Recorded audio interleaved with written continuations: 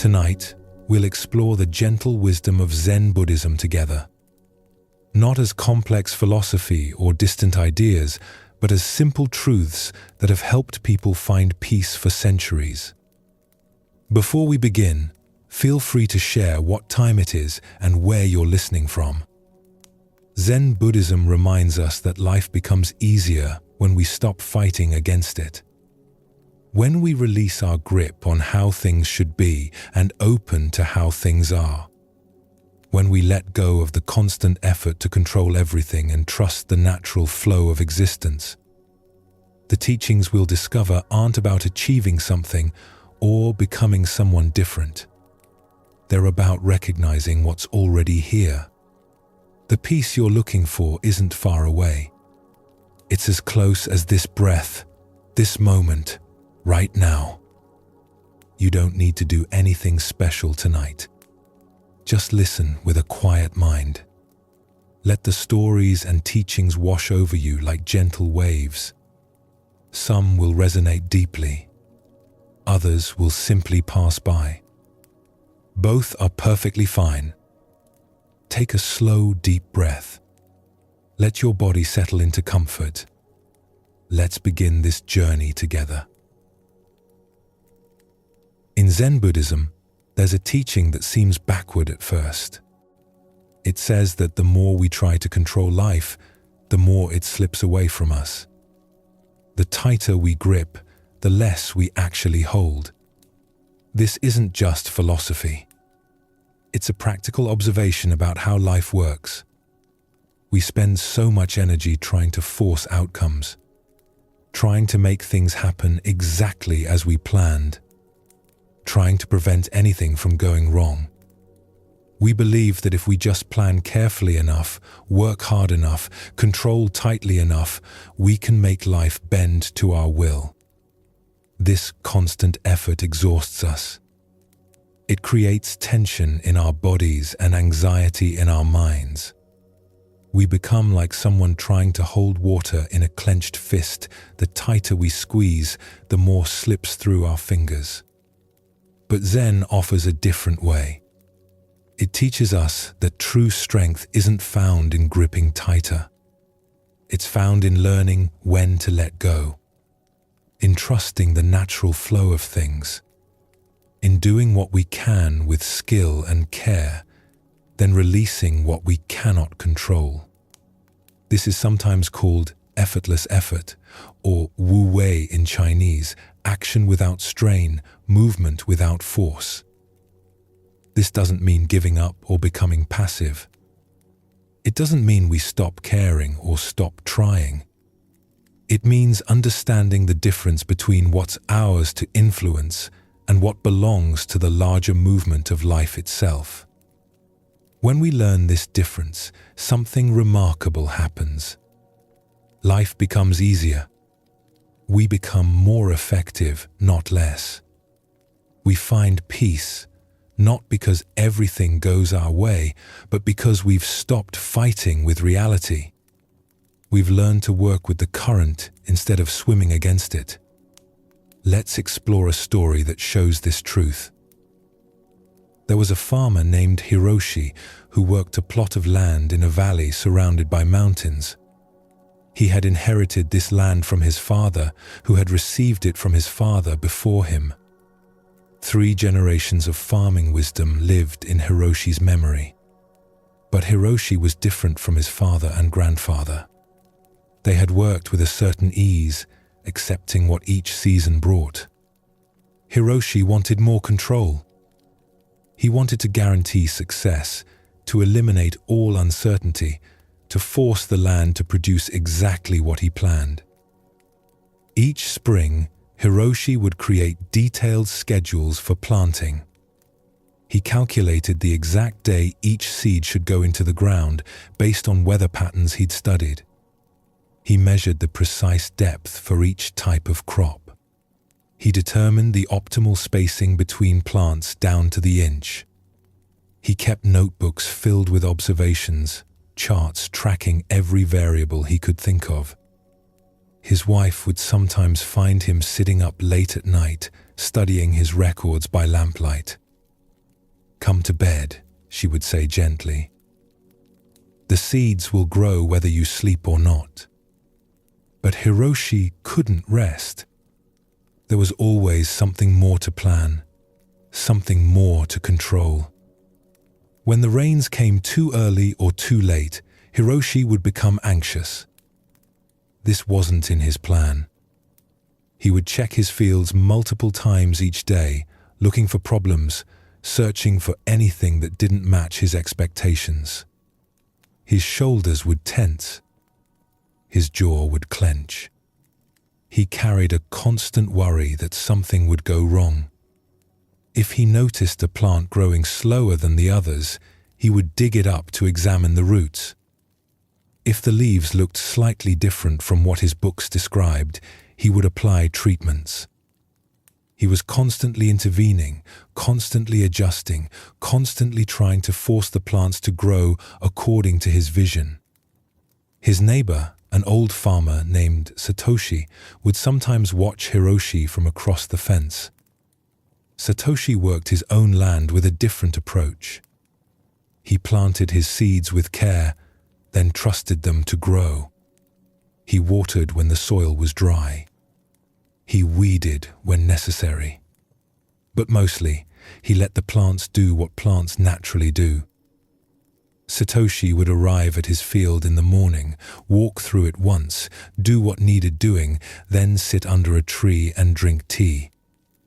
He seemed relaxed, unhurried. Sometimes Hiroshi would see him napping in the shade while his plants grew strong and healthy. One afternoon, Satoshi called over the fence to Hiroshi, who was on his hands and knees examining each plant in a row of vegetables. Hiroshi's hands were covered in dirt. His back ached from bending over for hours. Sweat ran down his face despite the cool breeze. "You're out here every day, working so hard," Satoshi said. "But your plants don't look as healthy as they could." Hiroshi stood up slowly, wiping dirt from his hands. His knees cracked as he straightened. It was true. Despite all his effort, despite all his planning and measuring and constant attention, his crops were struggling. Some plants looked stressed, their leaves pale and drooping. Others had stopped growing altogether, stunted at half their expected height. He couldn't understand it. He was doing everything the book said. He was controlling every variable he could think of. "I'm trying to give them exactly what they need," Hiroshi said, frustrated. There was a tightness in his voice. "Come, look at my field," Satoshi invited, gesturing with his hand. Hiroshi climbed over the fence, brushing dirt from his clothes. Satoshi's field looked different. The plants were thriving, growing strong and green. The leaves were full and vibrant. The stems stood straight and firm. There was a natural vitality to them that Hiroshi's plants lacked. Even the soil looked healthier, darker, and richer. "How do you do it?" Hiroshi asked, looking around in wonder. "What's your secret? What fertilizer do you use? What's your watering schedule?" Satoshi smiled, his weathered face crinkling. "I don't try to control everything. I work with the land instead of forcing it. When I plant seeds, I put them in good soil and give them water. Then I trust them to grow. Plants know how to be plants. My job isn't to make them grow. My job is to provide good conditions and then get out of the way. But what about all the things that can go wrong?" "Things do go wrong sometimes," Satoshi admitted. "A storm comes. A dry spell happens. Insects arrive. But when I'm not exhausting myself trying to control everything, I have energy to respond to real problems when they appear.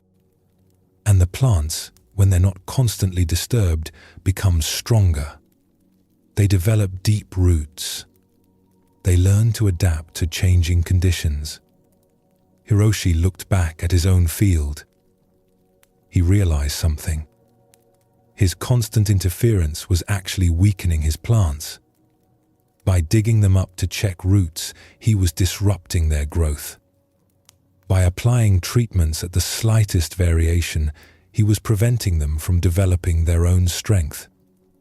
His need for control was creating the very problems he was trying to prevent. The land has its own wisdom, Satoshi continued. Rain falls when it falls. Sun shines when it shines. Seeds sprout in their own time. I can prepare the soil. I can plant at the right season. I can water during dry times. But I can't make a seed grow faster by pulling on the shoot. I can't force the rain to come. And when I try, I just make myself miserable. That evening, Hiroshi sat at the edge of his field, watching the sun set. The sky turned orange, then pink, then purple. Birds called to each other as they settled for the night. He thought about all the energy he'd poured into controlling every detail. The constant worry. The endless checking and measuring and adjusting. He felt tired in a way that went beyond physical exhaustion. It was a tiredness in his spirit. He looked at his hands. They were calloused and strong, but they trembled slightly from tension he'd been carrying for months. When had farming become such a burden? His father had loved this work. His grandfather had sung while he planted. But Hiroshi had turned it into a battle. The next morning, Hiroshi tried something different. He watered his plants, then walked away. He didn't dig them up to check the roots. He didn't measure their growth against yesterday's measurements. He didn't hover over them looking for problems. It felt strange at first, almost wrong, like he was neglecting his duty. His hands itched to do more. His mind kept suggesting things to check, things to fix. But he remembered Satoshi's words. Plants know how to be plants. The first day was the hardest. Hiroshi found himself walking toward the field, then stopping. He would turn away, then feel drawn back. He had to physically keep himself from interfering. He weeded where weeds were actually choking his plants. He watered where the soil was truly dry. But he stopped the constant interference. He stopped trying to force outcomes. Days passed. Each morning, Hiroshi still cared for his field, but with a lighter touch. He would walk through once, do what was clearly needed, then let it be. He spent less time in the field, but found himself noticing more. The way morning dew sat on the leaves. The patterns the wind made as it moved through the rows. The busy work of beetles and worms in the soil. One morning, about 2 weeks after his conversation with Satoshi, Hiroshi noticed something. A plant that had been stunted, barely growing at all, had suddenly put out new leaves. They were bright green and full of life. He hadn't done anything different with this plant.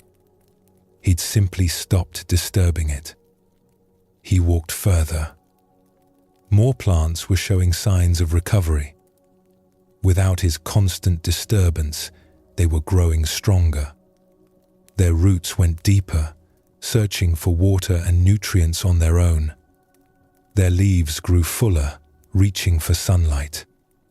The field was developing a vitality it had lacked before. Hiroshi felt something release in his chest. A tightness he'd been carrying for so long that he'd forgotten it was there. He sat down right there in the dirt, looking at his recovering field, and laughed. It was a quiet laugh, almost embarrassed. All this time, he had been the problem. One morning, Satoshi called over the fence again. Your field looks good now." Hiroshi smiled. "I'm learning to work with it instead of against it.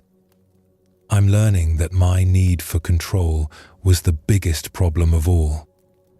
As the season progressed, Hiroshi's harvest was the best he'd ever had. Not because he'd controlled everything perfectly, but because he'd learned when to act and when to trust.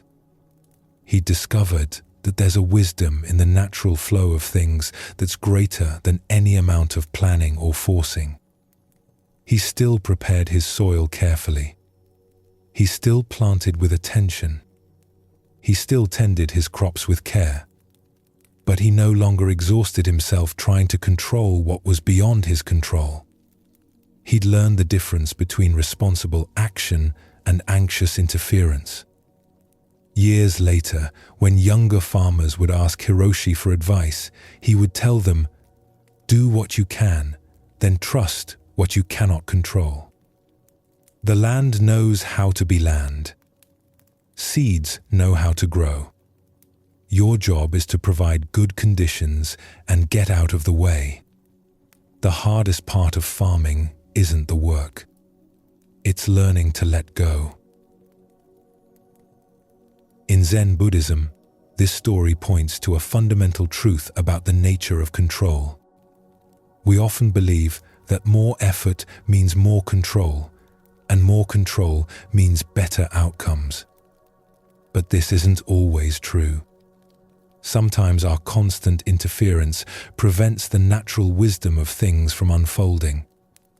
The Buddha taught that suffering often comes from our attachment to outcomes. We want things to be a certain way, and we fight against reality when it doesn't match our expectations. Hiroshi suffered not because his field was difficult, but because he couldn't accept the natural uncertainty of farming. His resistance to what he couldn't control created more problems than the actual conditions ever did. Zen practice teaches us to recognize where our effort is helpful and where it becomes interference. Like Hiroshi learning to care for his plants without constantly disturbing them, we can learn to engage with life without trying to force every outcome.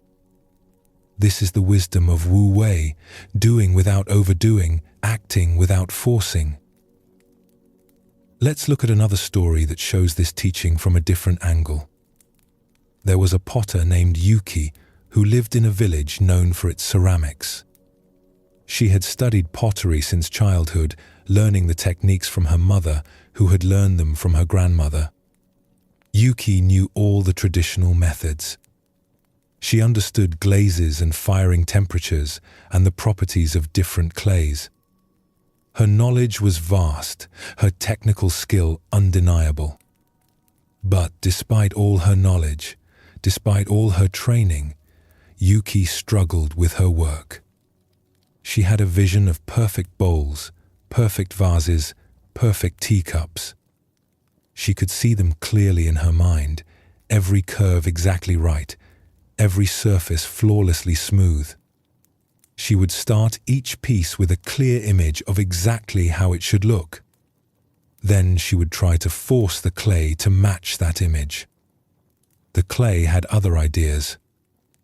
Pottery, Yuki was learning, involves many things beyond the potter's control. The clay itself has a nature. Some batches are more pliable, others more resistant. The moisture content varies from day to day. The kiln temperature fluctuates despite careful monitoring. The glazes react differently depending on countless factors: the humidity in the air, the minerals in the water, the exact position in the kiln. Yuki would spend hours working a single piece, trying to make it conform to her vision. Her wheel would spin and spin as she added more clay here, carved away excess there, reshaped and reworked until her hands were tired and her neck was stiff. Her fingers would ache. Her shoulders would burn. Even then, the pieces rarely turned out as she'd planned. Often they would crack in the kiln, ruined after all that effort. or the glaze would run in unexpected ways, creating patterns she hadn't wanted. Her workshop was full of broken pieces, failed attempts, projects abandoned in frustration. Shelves lined with bowls that were almost right, but not quite. Vases with one side slightly thicker than the other. Cups with rims that weren't perfectly level. Each failure made her more determined to control the process perfectly next time. She would plan more carefully, measure more precisely, try harder to force the outcome she wanted. Some nights, she would stay up late, her hands moving over the wheel again and again, fighting with the clay. The lamp would burn low. Her eyes would grow tired. But still she would push, trying to bend the material to her will. One day, a traveling potter named Taro came through the village. He was quite old, with hands gnarled from decades of work. He carried a pack of pottery pieces to sell. When Yuki saw them, she was amazed. Each piece was beautiful, but not in a perfect way. They had an organic quality, as if they had grown rather than been made. The glazes flowed in natural patterns. The shapes had a vitality that her own work lacked. "How do you make such beautiful pieces?" Yuki asked.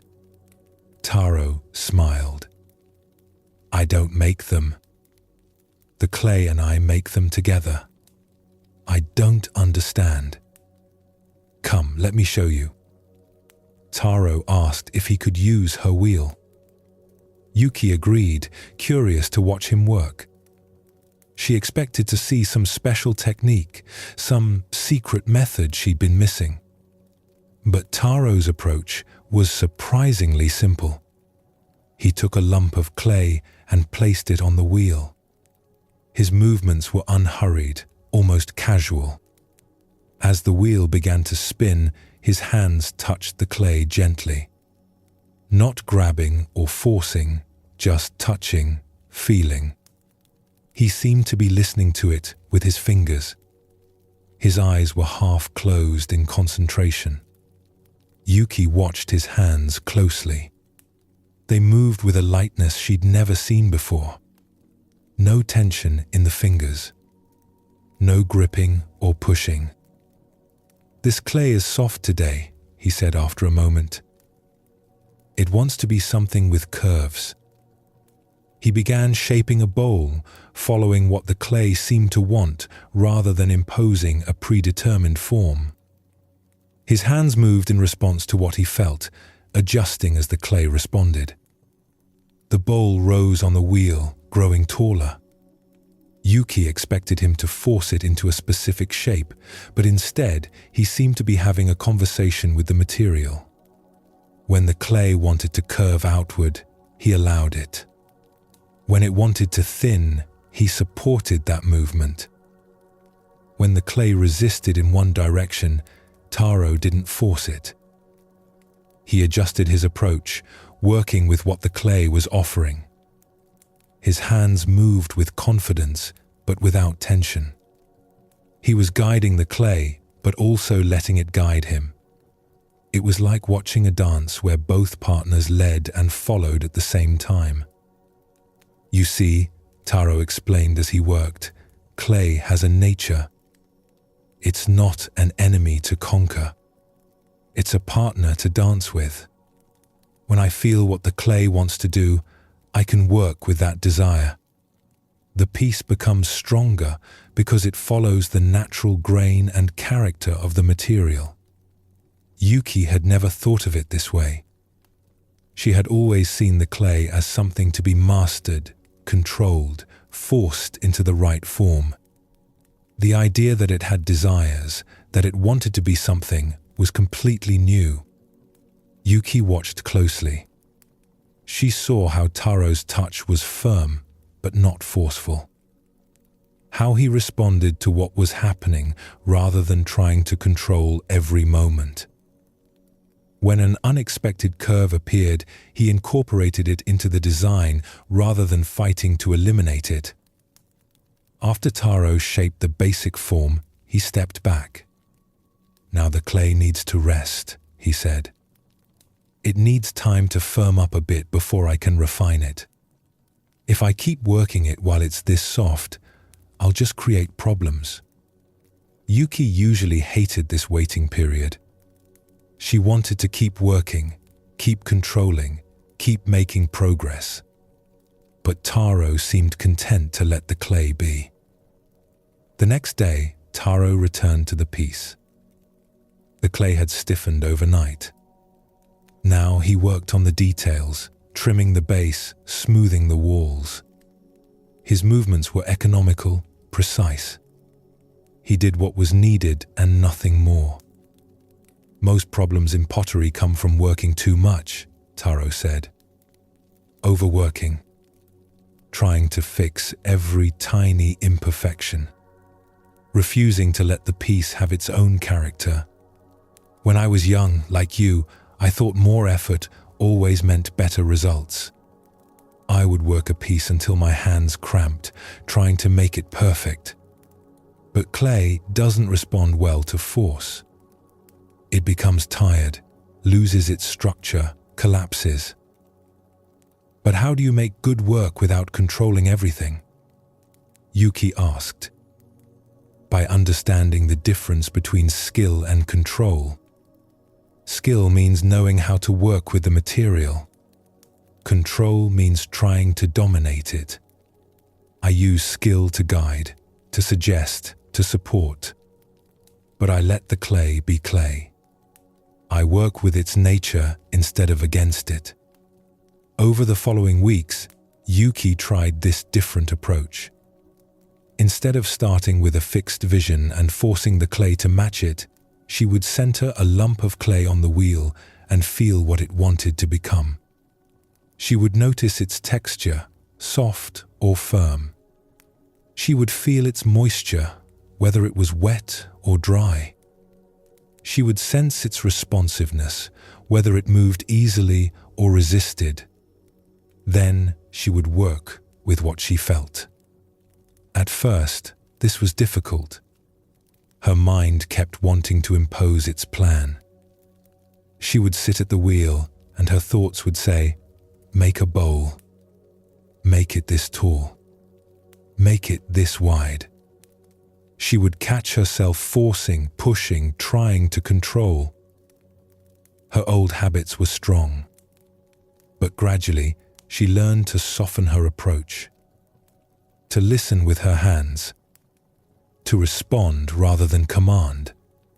She started to notice things she'd been too busy to feel before.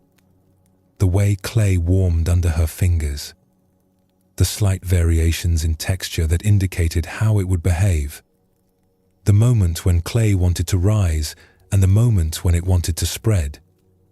Her pottery began to change. The pieces had a naturalness they'd lacked before. They weren't perfect according to her old standards, but they were alive. They had character. The curves felt right in a way she couldn't explain. They fit the hand naturally when you picked them up. And surprisingly, she made fewer mistakes. When she wasn't fighting the clay, it didn't fight back. Pieces stopped cracking in the kiln so often. The glazes seemed to flow more naturally. She wasn't forcing the material against its nature, so it responded with cooperation rather than resistance. One afternoon, several weeks into practicing this new approach, Yuki was working on a vase. The clay was behaving oddly that day, pulling to one side.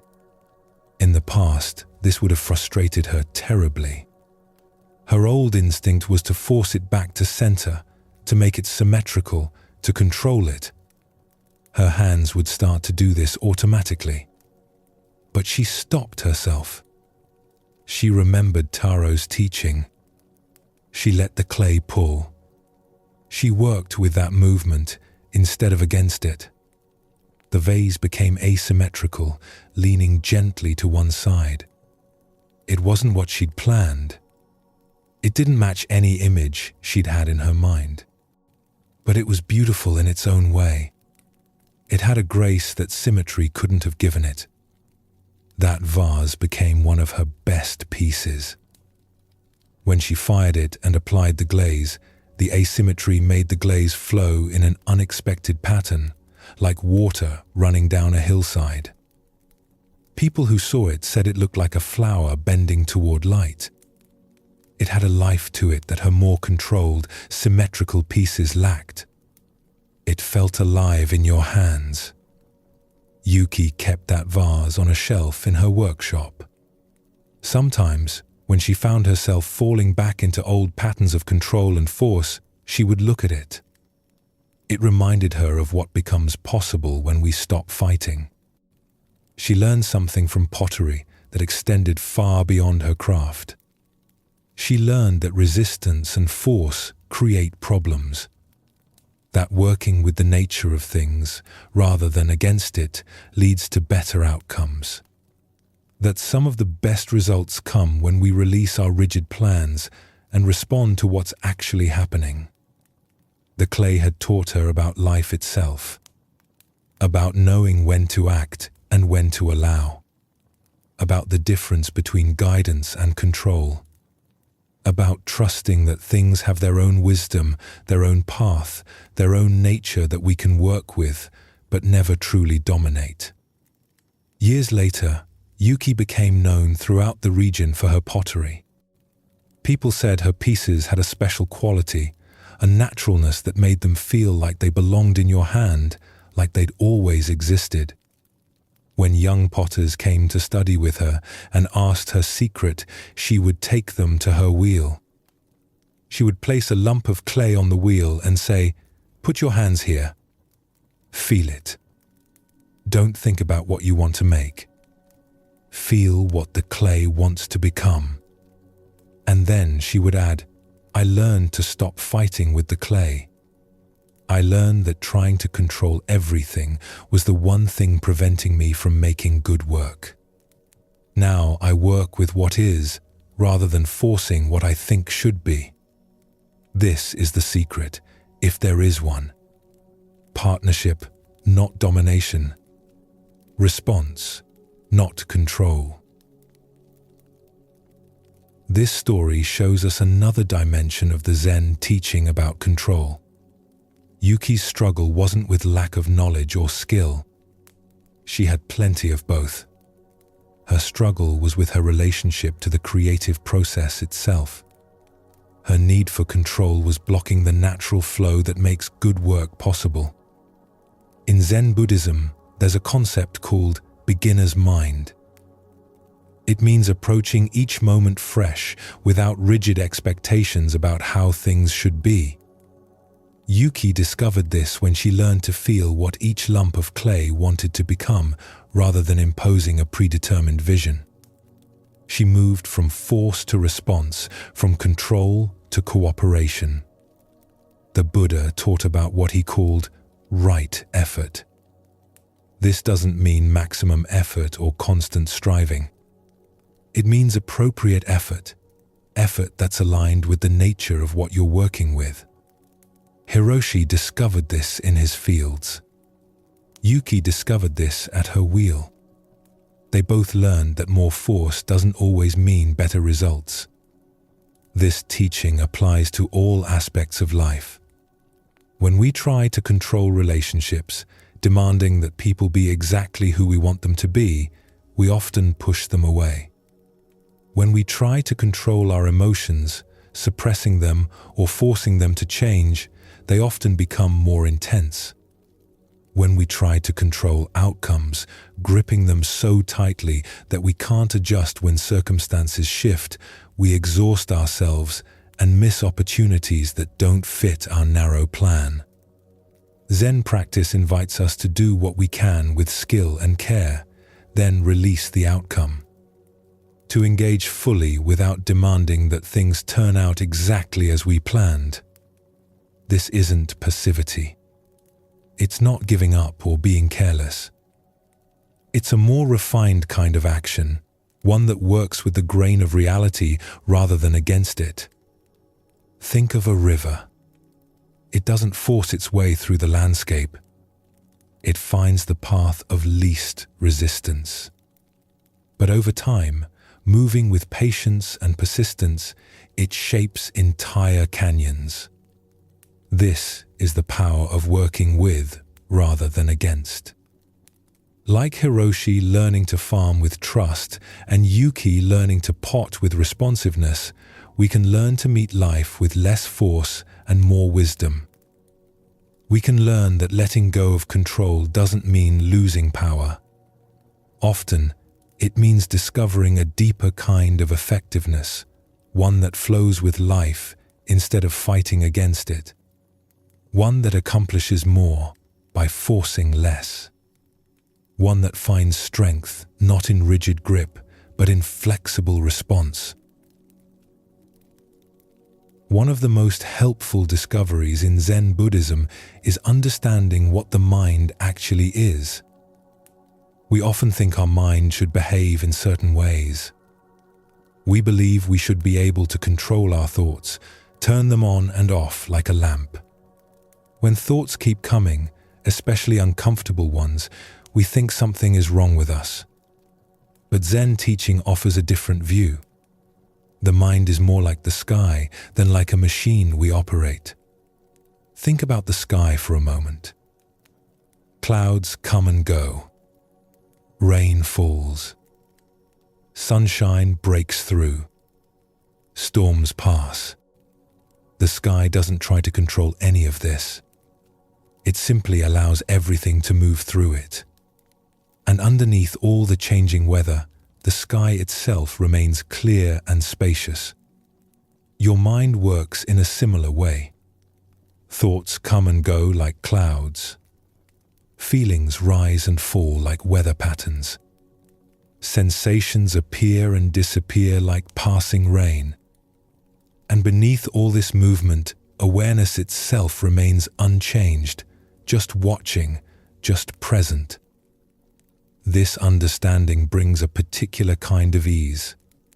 When we stop trying to control our mental weather and instead learn to rest in the spacious awareness that allows all thoughts to arise and pass, something relaxes.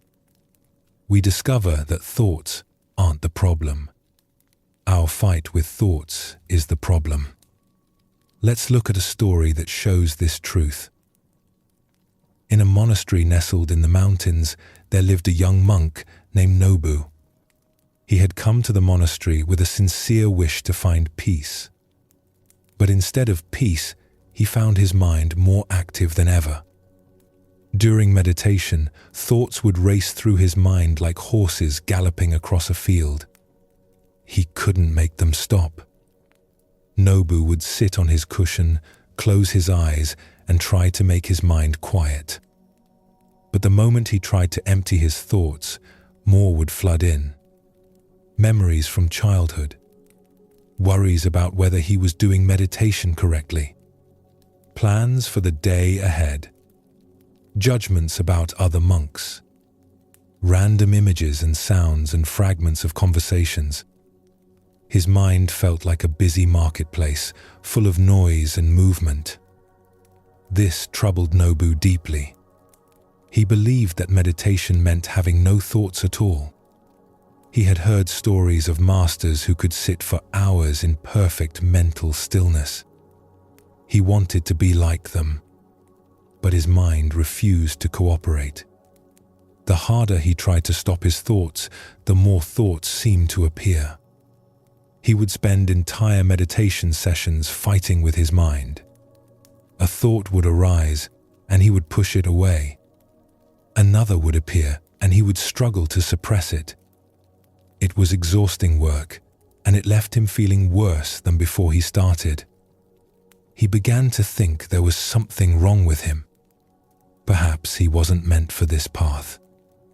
Perhaps his mind was too busy, too scattered, too broken to ever find peace. One morning, after a particularly difficult meditation session, Nobu went to find his teacher, Master Hakuen. He found the old monk sitting under a tree in the monastery garden, watching the wind move through the branches. "Master," Nobu said, his voice tight with frustration, "I cannot quiet my mind. I've been trying for months, but thoughts keep coming.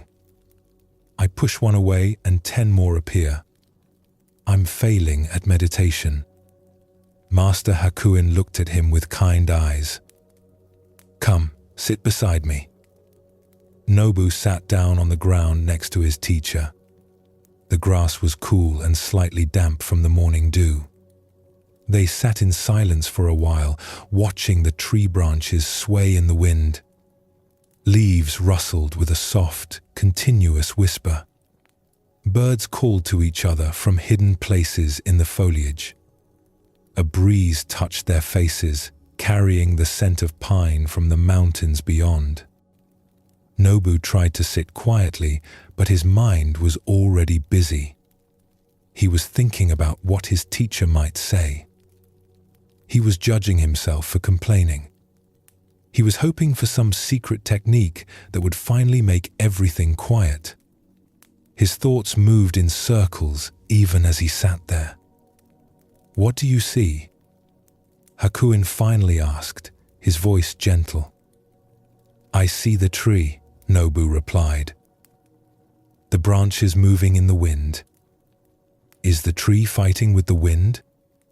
Nobu looked more carefully at the branches above them. They bent and swayed, moving with each gust. Some branches moved a great deal, bending nearly horizontal in stronger gusts. Others barely moved at all, but none of them seemed to resist. "No, the tree lets the wind pass through it." "And when the wind moves the branches, is the tree disturbed? Is it suffering?" Nobu considered this. The branches moved, but the trunk remained rooted, solid, unmoved by the wind that bent its smaller limbs. The tree itself was still there, unchanged. The branches move, but the trunk remains rooted. The tree itself is still there. "Your mind is like this tree," Hakuin said, gesturing to the branches above. "Thoughts are like the wind. They come and go on their own. Fighting against thoughts is like the tree trying to stop the wind. It's impossible, and the effort only creates strain. The tree would break itself trying to resist the wind." "But surely I should be able to control my mind," Nobu said, his voice carrying a hint of desperation. "Otherwise, what's the point of meditation? Why am I sitting every day if I can't make my mind quiet?" "Meditation isn't about controlling thoughts," Hakuin explained, his tone patient and kind. "It's about recognizing the awareness that watches thoughts come and go. This awareness is like the trunk of the tree, steady and rooted, while thoughts move through like wind through branches. The thoughts don't disturb the awareness any more than wind disturbs the tree's roots deep in the earth." Nobu wasn't sure he understood. The words made sense, but they felt abstract, distant from his actual experience. "But when I meditate, my mind is full of thoughts. I don't feel any awareness. I just feel busy and scattered. It's like a crowd of people all talking at once inside my head." Hakuin smiled with understanding.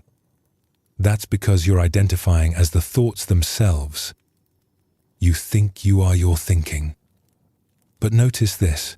Who is it that knows thoughts are happening? Who is aware that your mind feels busy?" Nobu paused. This was a different kind of question. He had been so focused on his thoughts, on trying to control them or make them stop, that he'd never asked who was watching all of this happen. There was something aware of his thoughts. Something that could observe his mind being busy. Something that noticed thoughts appearing and disappearing. Something that knew when his meditation was difficult. "There's something watching the thoughts," Nobu said slowly, carefully, as if touching something fragile. Yes, that watching awareness is what you actually are. The thoughts are just weather passing through. You are the sky in which the weather appears. The sky doesn't care if it's sunny or stormy. It holds both with the same spaciousness. This struck Nobu in a way that words usually didn't. He sat with it, letting it settle. The awareness that was noticing his thoughts, that was hearing the birds, that was feeling the cool grass, that awareness had been there all along. He had just been too busy fighting with thoughts to recognize it. Over the following days, Nobu tried this different approach. Instead of fighting his thoughts during meditation, he watched them.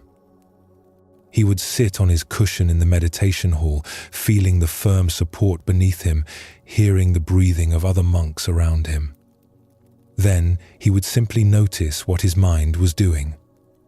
A thought would arise about what he would eat for breakfast. Rice, perhaps, or soup. Instead of pushing it away or getting frustrated that he was thinking about food during meditation, he simply noticed it. There's a thought about breakfast. The thought would linger for a moment, floating in his awareness like a leaf on a pond, then fade on its own.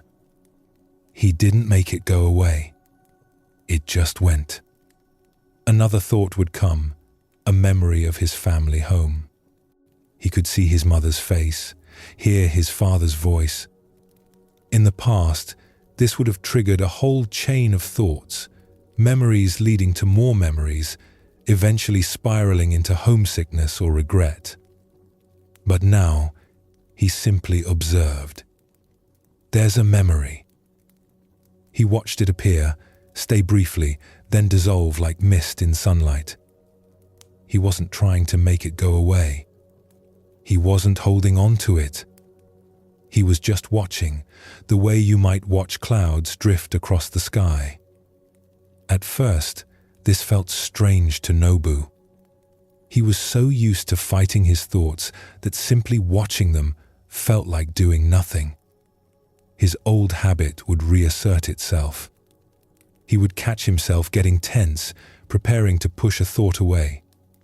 Then he would remember Hakuin's teaching and soften again. Just watch, like the tree allowing wind to pass through. But gradually, over days and then weeks, he began to notice something remarkable. When he stopped fighting his thoughts, they actually became quieter. Not because he was suppressing them, but because he'd stopped feeding them with his resistance. It was as if his effort to force stillness had been creating the very agitation he was trying to stop. His fighting had been like throwing rocks into a pond, then wondering why the water wouldn't settle. One morning, during meditation, a difficult memory arose.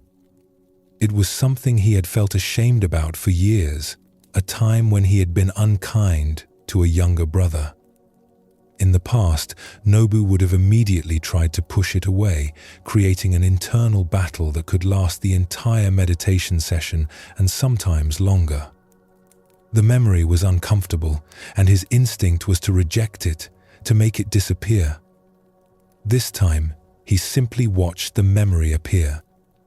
He felt the uncomfortable feelings that came with it, a tightness in his chest, a warmth in his face.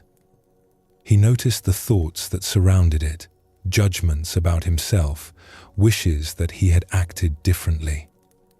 But he didn't fight. He let it all be there, like clouds passing through the sky. He let the discomfort be uncomfortable without trying to make it go away. The memory stayed for a moment, and then, without any effort on his part, it dissolved on its own. Nobu felt something release in his chest, like a knot slowly untying itself. He had been carrying this memory with such struggle, always trying to keep it away, always tensing against it when it appeared. But when he simply let it pass through, like wind through branches, it lost its power over him.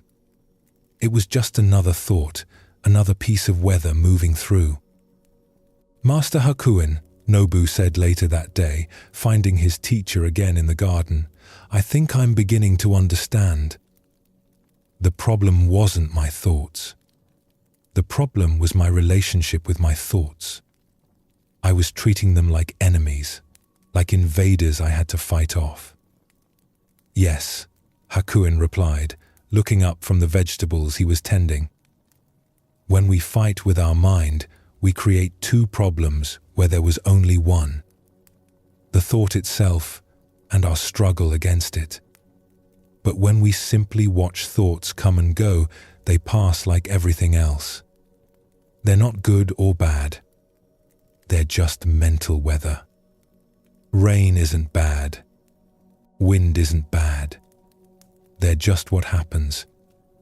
Nobu continued this practice over many months. The monastery's seasons changed around him. Summer heat gave way to autumn cool, then winter cold, then spring warmth again. Some days his mind was quiet, with few thoughts drifting through. Other days it was very busy, with many thoughts crowding in. But he learned that both were okay.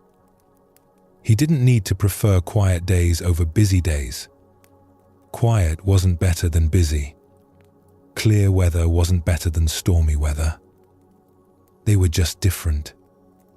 He could rest in the awareness that watched all of it, the awareness that remained peaceful regardless of what thoughts were passing through. This awareness was always there, steady and unchanging, like the deep water beneath ocean waves. The surface might be choppy or smooth, but the depths were always still. Years later, when Nobu became a teacher himself and young monks came to the monastery, students would come to him with the same struggle he once had. They would sit with him in that same garden, under that same tree, and say, "I can't stop my thoughts. My mind is too busy. I must be doing something wrong." Nobu would smile with understanding, remembering his younger self so clearly. "You're not supposed to stop your thoughts," he would tell them gently. "Thoughts are what minds do, like waves are what oceans do. The ocean doesn't try to stop its waves. Your job isn't to make the waves stop. Your job is to recognize the deep, still water beneath the surface. That stillness is always there, whether the surface is calm or stormy. You don't create it. You just recognize it. It's what you are beneath all the mental movement." And sometimes, if the student seemed ready, he would point to the tree branches moving in the wind, just as Hakuin had shown him all those years ago. This teaching in Zen Buddhism is often called the witness or the observer. It's the recognition that we are not our thoughts. We are the awareness in which thoughts appear. This might seem like a small distinction, but it changes everything. When we believe we are our thoughts, we take them very seriously. If an anxious thought appears, we become anxious. If an angry thought appears, we become angry. We're completely identified with whatever is passing through our mind at the moment. But when we recognize ourselves as the awareness watching thoughts, we have space. We can notice an anxious thought without becoming anxious. We can observe an angry thought without becoming angry. The thoughts still appear, but they no longer control us. We see them as passing phenomena, like clouds in the sky, not as who we are. The Buddha taught that much of our suffering comes from this misidentification. We mistake the passing contents of consciousness for our true self. But our true nature is the consciousness itself, not its contents. This consciousness is always peaceful, always present, always unchanged by what passes through it. Let's look at another story that explores this teaching from a different angle. There was a wealthy merchant named Takeshi who lived in a bustling town near the coast. His business was successful, dealing in fine silk and tea from across the sea. His family was healthy, a wife and 3 children who wanted for nothing. By all appearances, he had everything a person could want. His house was large and well furnished. His reputation was solid. People respected him. But Takeshi was not at peace. His mind never stopped.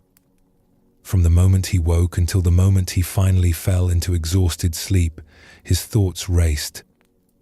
He would plan his next business deal while eating breakfast, barely tasting the food in his mouth. He would review yesterday's conversations while walking through town, not seeing the people he passed or hearing their greetings. He would worry about future problems while spending time with his children, sitting beside them but not truly present. His mind was always somewhere else, always busy, always moving to the next thing before finishing with the current thing. Even when he tried to enjoy quiet moments, his mind would fill them with chatter. Sitting in his garden, which his wife had carefully tended to be a place of peace, instead of appreciating the flowers, he would think about which merchants might visit tomorrow, what prices they might offer, how he should negotiate. Listening to music, instead of hearing the notes, instead of letting the melody move through him, he would plan his responses to potential business questions. His mind narrated everything, commented on everything, analyzed everything, judged everything. There was never a moment of simple, quiet presence. Never a moment when he was just there, just experiencing, just being. This constant mental activity exhausted Takeshi in a way that physical work never did. He felt like he was always working, even when his body was at rest. When he lay down at night, his body would be tired, but his mind would keep spinning, replaying the day's conversations, planning tomorrow's meetings, worrying about things that might or might not happen. His shoulders carried a permanent tension bunched up near his ears. His jaw was often clenched, sometimes so tight that his teeth would ache. He slept poorly, waking frequently with thoughts already racing, as if his mind had been working even while he slept. One day, a traveling monk came through town. His name was Genzo, and he was known for his understanding of the mind. People spoke of how peaceful he seemed, how present he was when you talked to him. Takeshi invited him to his house, hoping the monk might have some wisdom to offer, some technique or practice that could finally quiet his restless thoughts. They sat together in Takeshi's garden under a wooden pavilion. The afternoon sun filtered through the trees, casting moving shadows on the ground. A small fountain bubbled nearby, water flowing over smooth stones. It should have been peaceful. But Takeshi's mind was already racing. Takeshi immediately began asking questions, his words tumbling out quickly. How do I make my mind quiet? How do I stop all this thinking? My mind never rests. It's always busy, always planning, always worrying. Even now, sitting here with you, I'm thinking about a meeting I have tomorrow, a shipment that should arrive. Nothing works. Genzo listened with a slight smile, his face calm and open. He didn't seem rushed or disturbed by Takeshi's urgency. When Takeshi finished his rapid questions, the monk was quiet for a long moment. He looked at the garden, at the trees moving gently in the breeze, at the water flowing in the fountain. Then he asked, "Who is tired of thinking?" Takeshi was confused by the question. It seemed too simple, not addressing his real problem. I am. I'm tired of it. My mind exhausts me with its constant activity. And This I that is tired of thinking, is it thinking right now? Of course. I'm thinking about my mind, about how to fix it, about what you might tell me, about whether this will help or if I'm wasting my time. So you're using thinking to try to stop thinking? Takeshi paused. He hadn't thought about it that way, but it was true. He was thinking about thinking, using thoughts to fight thoughts, creating more mental activity in his effort to stop mental activity. It was like trying to put out a fire by adding more wood to it. I don't know any other way. How else can I solve this problem? Genzo gestured to the garden around them, to the trees and flowers and the bubbling fountain. Listen for a moment. Just listen. Don't think about listening. Don't think about what I'm asking you to do. Just hear what's here. They sat in silence.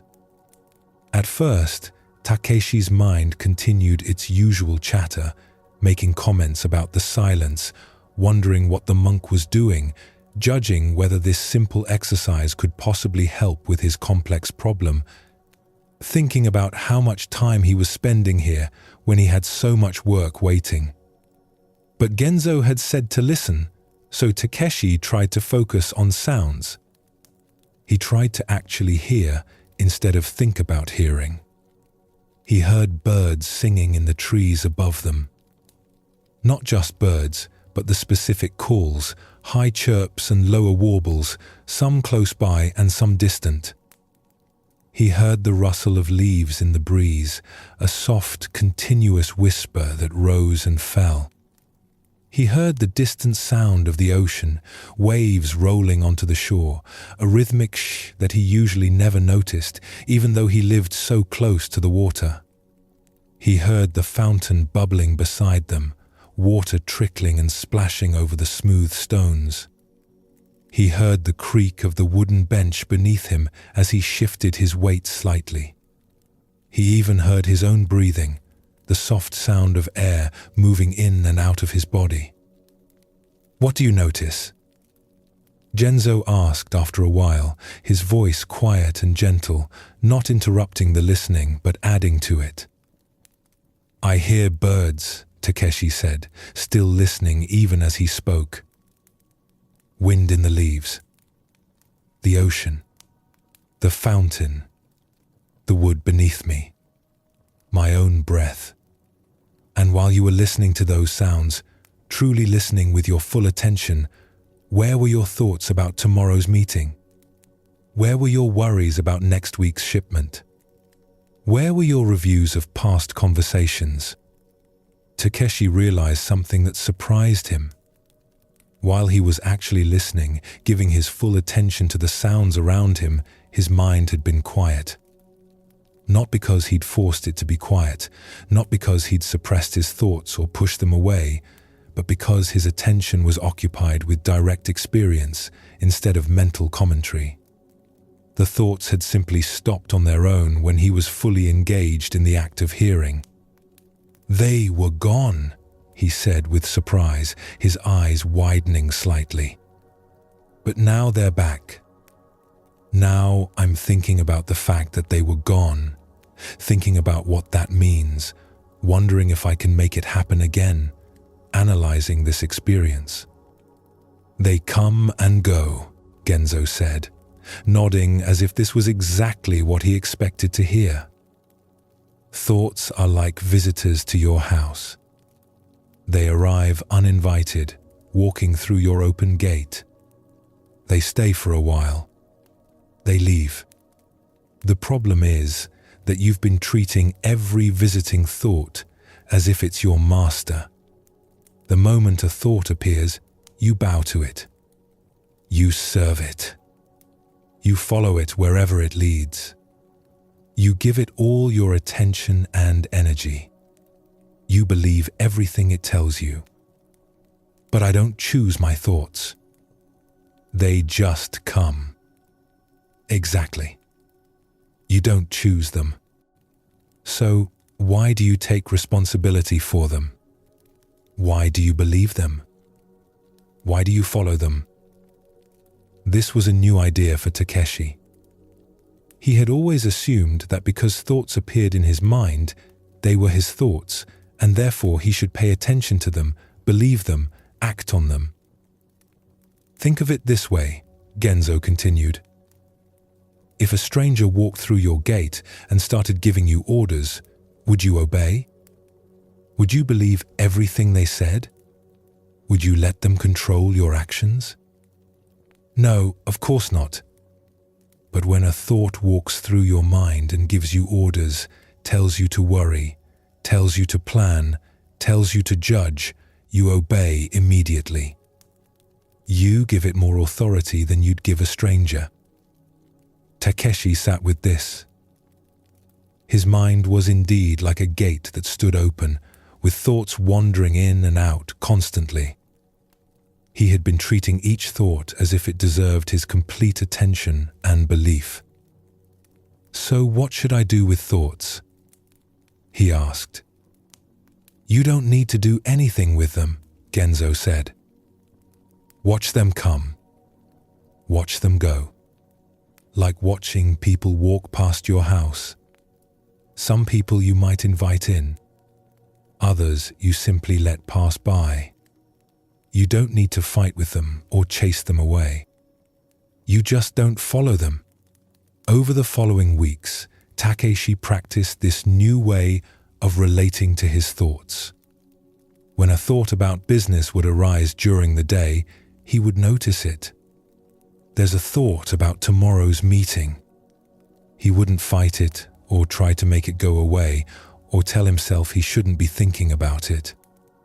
But he also wouldn't follow it into an elaborate planning session. He wouldn't let it pull him out of whatever he was actually doing in the moment. He would just let it be there, acknowledged but not followed, and often it would fade on its own, like smoke dissipating in air. When a worried thought appeared, he would notice it too. There's a worried thought about the shipment. In the past, he would have grabbed onto that worry immediately and spun it into an entire story about everything that might go wrong. He would have spent hours imagining disasters, planning responses to problems that hadn't happened yet, exhausting himself with mental rehearsals. Now, he simply observed the worry without believing it or following it. Like a cloud passing across the sky, it would drift through and disappear. Sometimes it would come back, and he would notice it again. There's that worry again. And again he would let it pass. This practice didn't make Takeshi's thoughts stop. His mind was still active, still generating thoughts throughout the day. But he no longer felt exhausted by it. He had discovered something beneath the constant mental chatter. A quiet awareness that was always present, always peaceful, regardless of how busy his thoughts were. It was like discovering that beneath the waves on the ocean's surface, there were depths that remained perfectly still. He found that he could be present with his children in a way he never had before. One afternoon, his youngest daughter showed him a flower she had picked from the garden. In the past, even while looking at the flower, his mind would have been somewhere else, thinking about work, reviewing conversations, planning ahead. He would have smiled at her, but not really seen the flower or felt her joy. Now, he actually saw the flower she held, the delicate pink petals, the yellow center, the pride in her eyes as she shared her discovery. His mind still generated thoughts, but he didn't follow them away from this moment. When he noticed his attention drifting, he gently brought it back to his daughter, to the flower, to the present. He could sit in his garden without his mind narrating the experience or planning future tasks.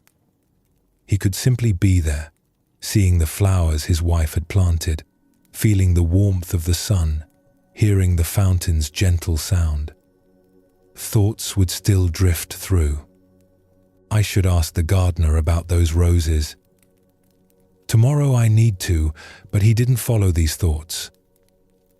He let them pass like birds flying overhead, noticed but not pursued. He could listen to music and actually hear it, not just have it playing in the background while his mind raced through other matters.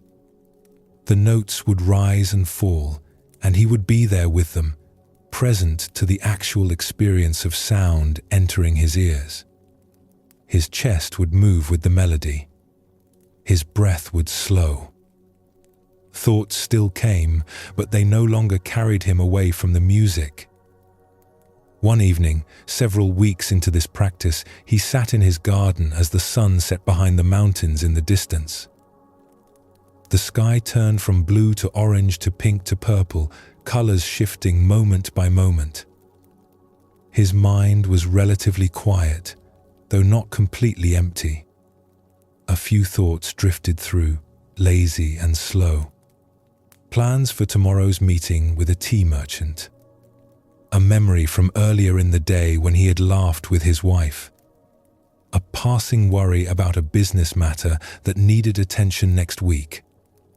But Takeshi didn't get caught up in any of them. He simply sat on the wooden bench his father had built years ago, aware of the thoughts, but not following them. Aware of the sunset painting the sky. Aware of the cool evening air on his skin. Aware of the peace that existed whether thoughts were present or not. The thoughts were like fish occasionally breaking the surface of a still pond. They appeared, created a small ripple, then disappeared back into the depths. The pond's fundamental stillness remained undisturbed. He realized something in that moment. For the first time in years, he felt truly at rest. Not because his mind was empty, but because he'd found the space that held both thoughts and silence with equal ease. He was no longer fighting, no longer exhausted, just present, just aware, just here. Genzo visited again a few months later, passing through town on his travels. Takeshi invited him to the garden again, and they sat on the same bench where they had first talked. "How is your mind?" Genzo asked, his eyes warm with genuine curiosity, not just a polite question. Takeshi smiled, a real smile that reached his eyes. "Still busy sometimes. Still quiet sometimes. Some days there are many thoughts. Other days there are fewer. But I've learned something important. The busyness or quietness of my mind doesn't matter as much as I thought it did. What matters is that I've found the space in which busy and quiet both appear. That space is always peaceful. It doesn't change whether thoughts are rushing or calm." "Yes," Genzo said, nodding with satisfaction. "You've discovered what Zen calls your original nature. The nature you had before you learned to identify with thinking. It was there before thoughts began, when you were an infant, and it will be there after thoughts end. It's not disturbed by thinking any more than the sky is disturbed by clouds. The clouds come and go, but the sky remains the sky." Takeshi looked around his garden, seeing it with different eyes than he had months ago. The same flowers, the same fountain, the same trees. But everything felt different because he was different.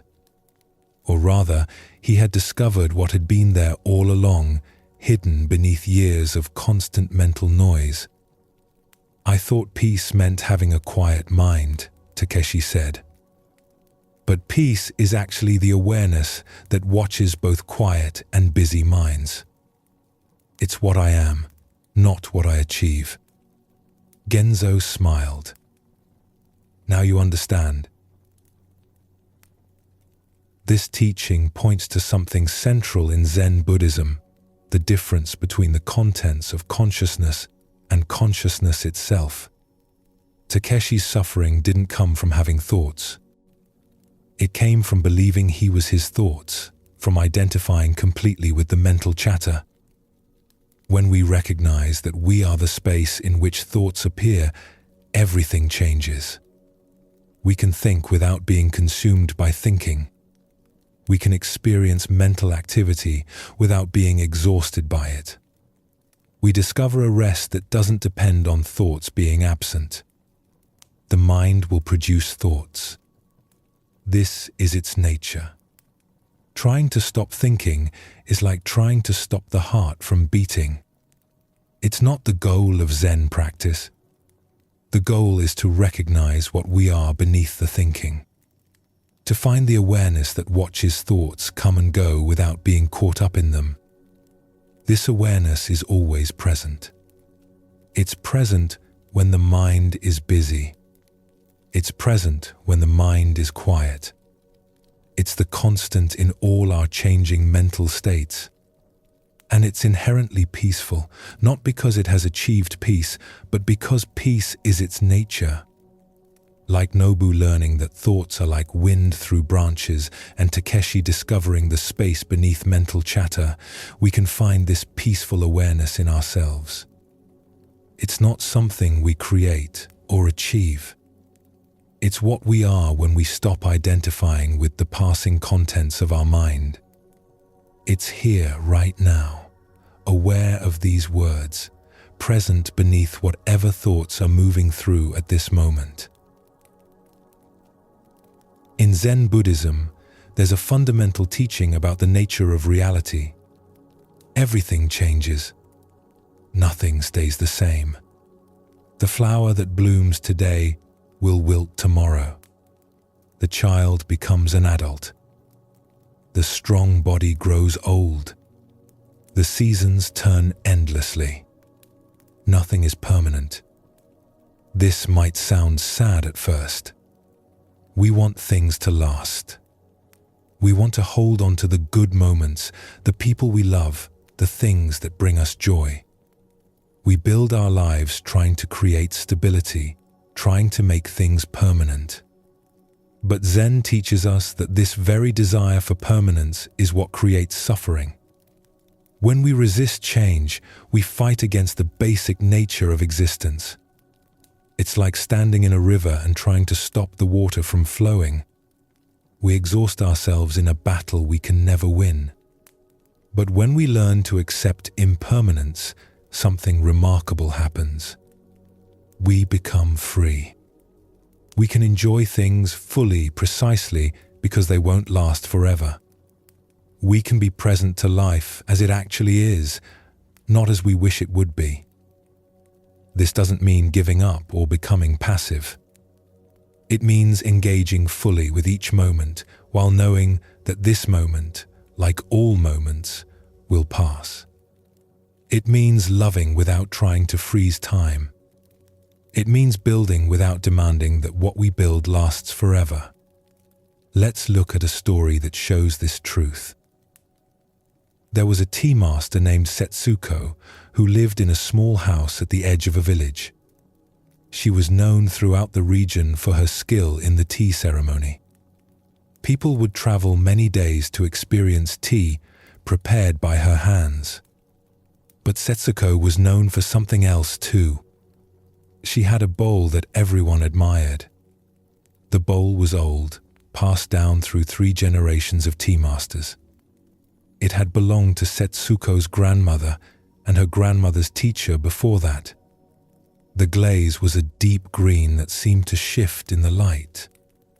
The shape fit perfectly in the hands. There was a small irregularity in the rim where the potter's tool had slipped, and this imperfection somehow made the bowl more beautiful, more human. Setsuko used this bowl every day for the most important part of her tea ceremony. She washed it carefully after each use. She kept it wrapped in silk when it wasn't being used. She treasured it, not just for its beauty, but for the connection it represented. Her grandmother's hands had held this bowl. Every time Setsuko prepared tea in it, she felt that connection, that unbroken line of teaching and tradition. One autumn morning, Setsuko was preparing for a tea ceremony. An important guest was coming, a traveling scholar who had requested the honor of experiencing her tea preparation. Setsuko had risen early, before the sun touched the horizon, to prepare everything perfectly. She cleaned the tea room with careful attention, wiping each surface until it was spotless. She arranged flowers in the alcove, choosing chrysanthemums that echoed the season. She selected the finest tea leaves, ones that had been stored for just the right amount of time. And of course, she would use her grandmother's bowl. The morning light was soft and golden as she moved through her preparations. Everything felt right. The air was cool. The house was quiet. She could hear birds beginning to sing outside. This was the time of day she loved most, when the world felt fresh and full of possibility. She went to the storage room where the bowl was kept. She unwrapped it from its silk covering, feeling the familiar weight in her hands. The green glaze caught the morning light beautifully. She held it for a moment, as she often did, thinking of her grandmother.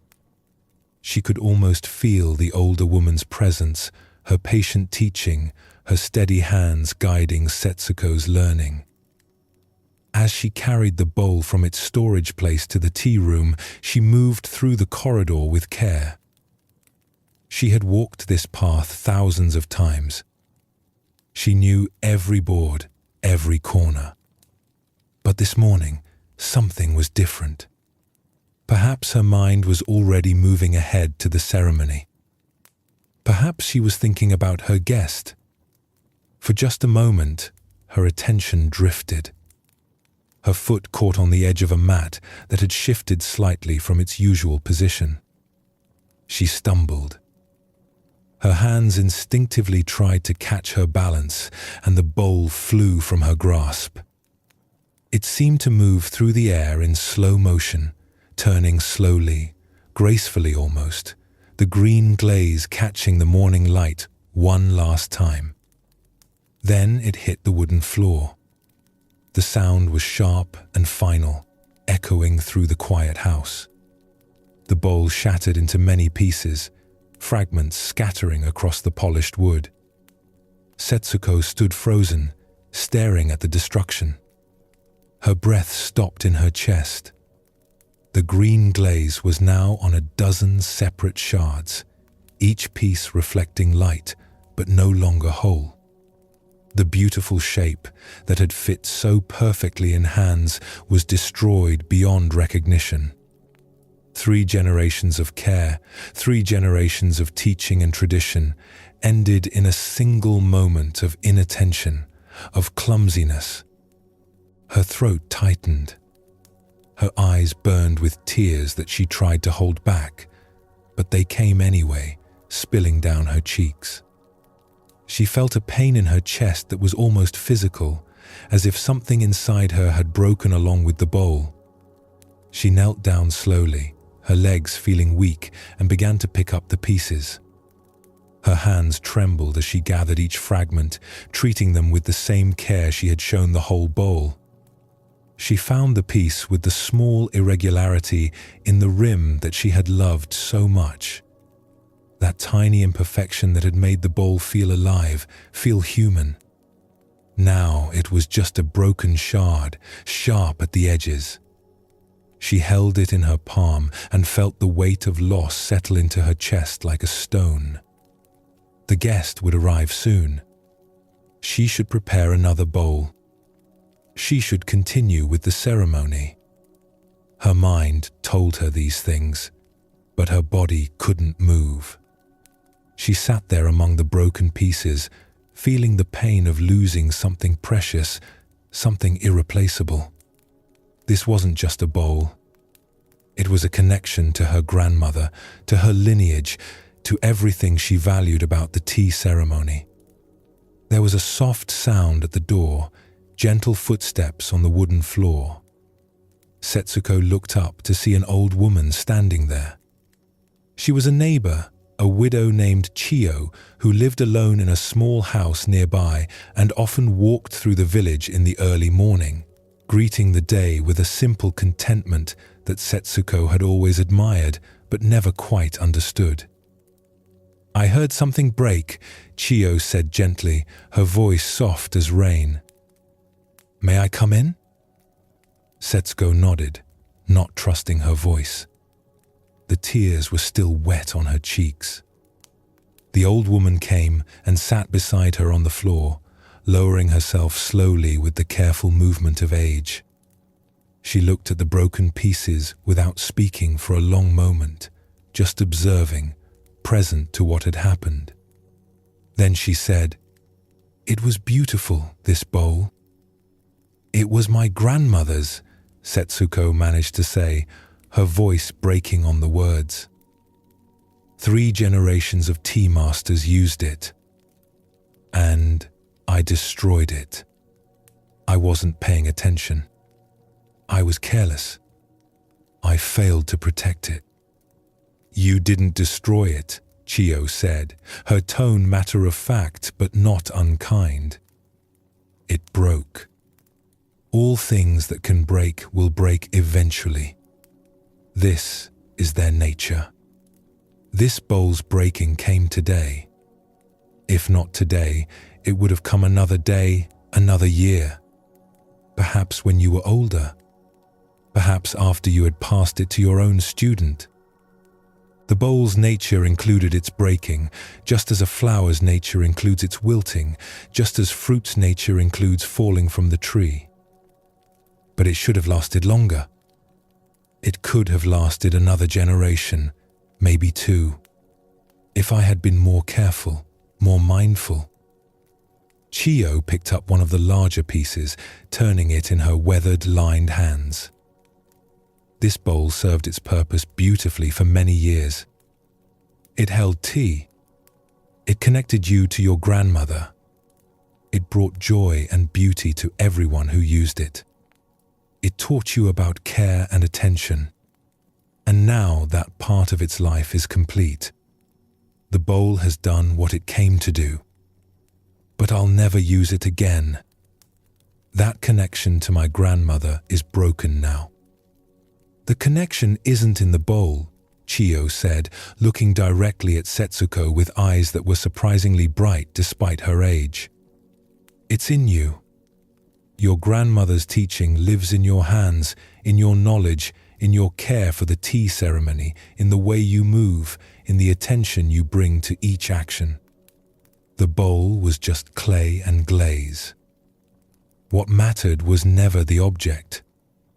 It was what the object helped you remember, what it symbolized. And that hasn't broken." Setsuko looked down at the fragments in her hands. She realized something that made her chest tighten in a different way. She had been treating the bowl as if it would last forever. She had been careful with it, yes, but she had also been taking it for granted in a way. She had assumed it would always be there. She had thought she would use it for many more years, perhaps decades. She had never truly appreciated its temporary presence in her life. She had used it every single day, but had she really seen it? Had she truly appreciated each moment with it? "I never really saw it," she said quietly, the understanding settling into her like morning dew. "I used it every day, but I never truly saw it. I was always thinking ahead to the next ceremony, the next guest, the next season. I never stopped to appreciate that this bowl, this moment of using it, was precious exactly because it wouldn't last forever. I thought I had time. I thought it would always be there." The old woman smiled, a gentle expression that held understanding without judgment. "Now you understand something important. When we know something won't last forever, we can truly appreciate it. The flower is precious because it will wilt. The tea is savored because it will be drunk. The moment is beautiful because it will pass. If the cherry blossoms lasted all year, would we travel to see them? Would we sit beneath them and feel moved by their beauty? We treasure things precisely because they're temporary. Setsuko's guest arrived later that morning. The scholar was an elderly man with kind eyes and a patient manner. She served tea in a simple, newer bowl, one she had made herself during her training. It was plain compared to her grandmother's bowl, without the depth of color or the history. But she was present for the ceremony in a way she had never been before. She felt the warmth of the tea as she prepared it. She noticed the way steam rose from the bowl in delicate wisps. She saw the guest's appreciation, the way his face softened as he received the tea. She was fully there, knowing that this ceremony too would end, this moment too would pass. This guest would leave. This tea would be drunk. This morning would become afternoon, and then evening, and then a memory. Everything was passing, and that made it precious. The ceremony felt different than any she had performed before. Usually, her mind would be partly elsewhere, checking her technique, worrying about mistakes, thinking about past ceremonies or future ones. Now she was just here, just present to this moment, this guest, this tea, this simple bowl that held warmth and care even though it lacked history.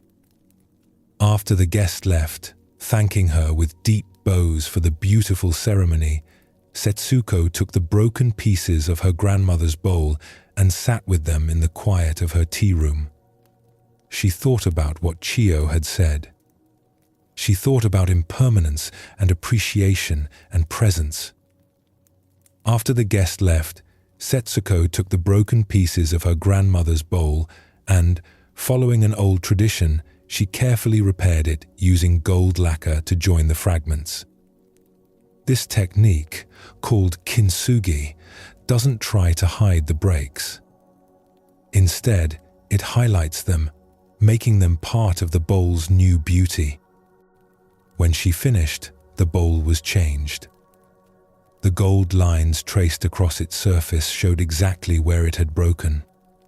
But these lines made it more beautiful than before. The bowl now told a story. It showed its breaking and its healing. It showed that broken things can become whole again, not by pretending they were never broken, but by incorporating the breaking into their beauty. Setsuko never used the repaired bowl for ceremonies. Being sad is what makes life precious. Years later, students would ask Setsuko about the bowl with the gold lines. She would tell them the story and then say, "I loved that bowl when it was whole, but I took it for granted. Now I love it more deeply because I understand that nothing lasts forever." This understanding doesn't make me sad. It makes me present. It makes me grateful for each moment, each ceremony, each bowl of tea, knowing that all of it is temporary and therefore precious. This teaching about impermanence is at the heart of Zen Buddhism. The Buddha taught that all compounded things are impermanent. Everything that comes together will eventually come apart. This isn't a flaw in the universe. It's simply how things are. We suffer when we try to make the impermanent permanent. We cling to people, to things, to moments, to states of being, trying to freeze them in time. But life won't be frozen. The river keeps flowing. The seasons bring despair. In fact, when we truly accept impermanence, we discover a deeper way of loving and living.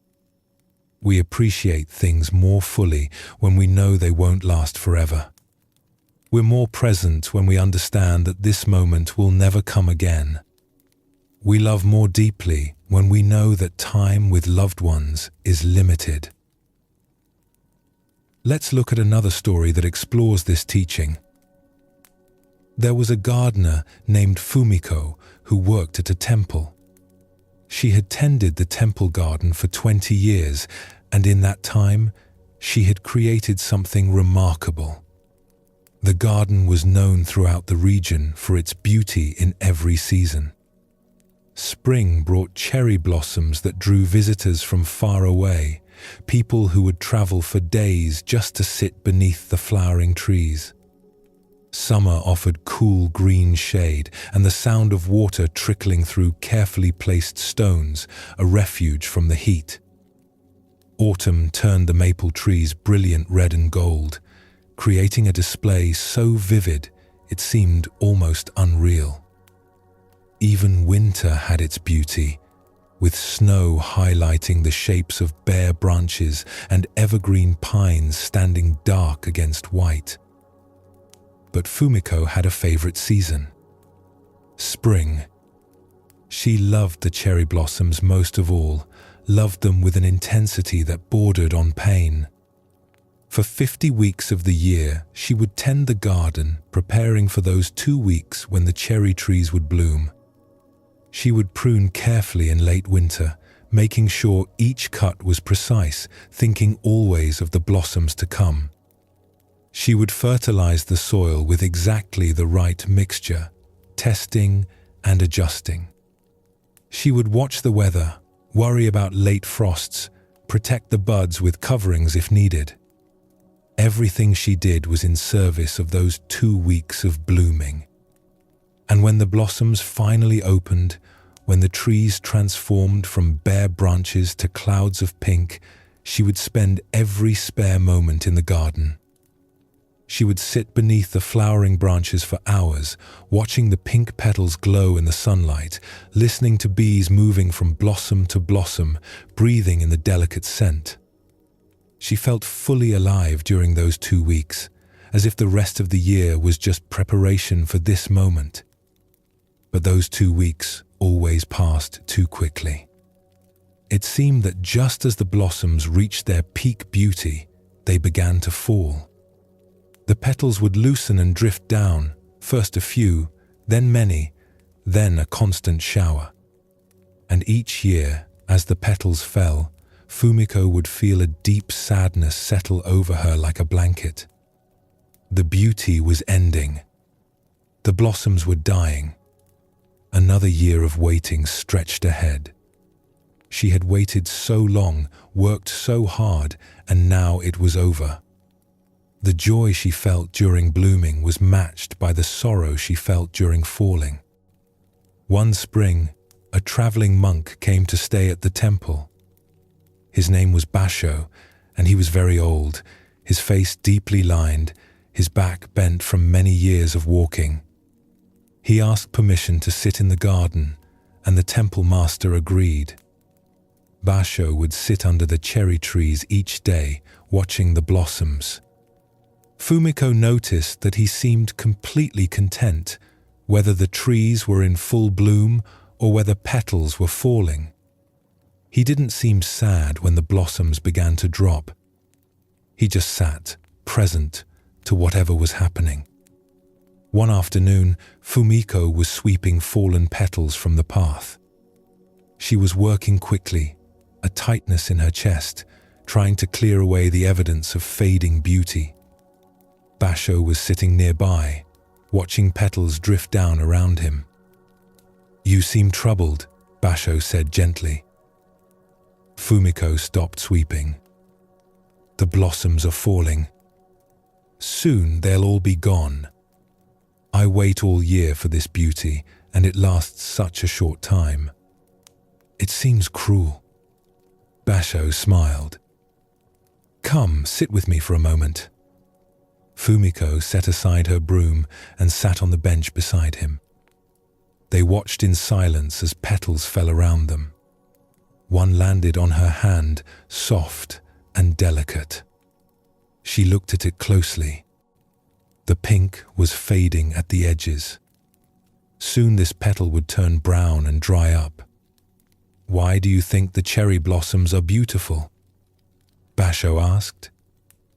"Because of their color, their delicate shape, the way they transform the trees.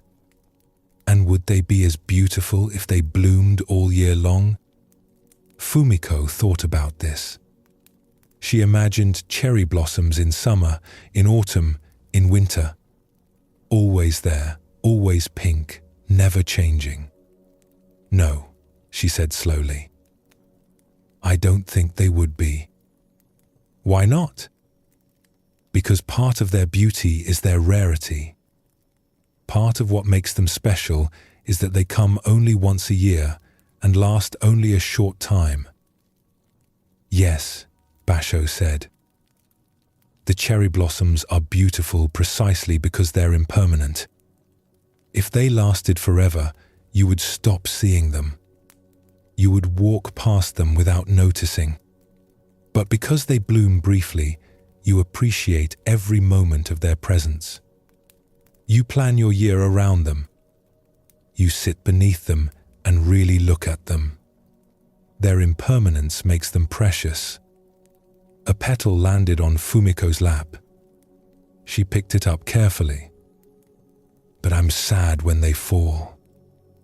You're sad because you're trying to hold on to something that's already passing. You're resisting the natural flow of the season. But watch what happens when you stop resisting.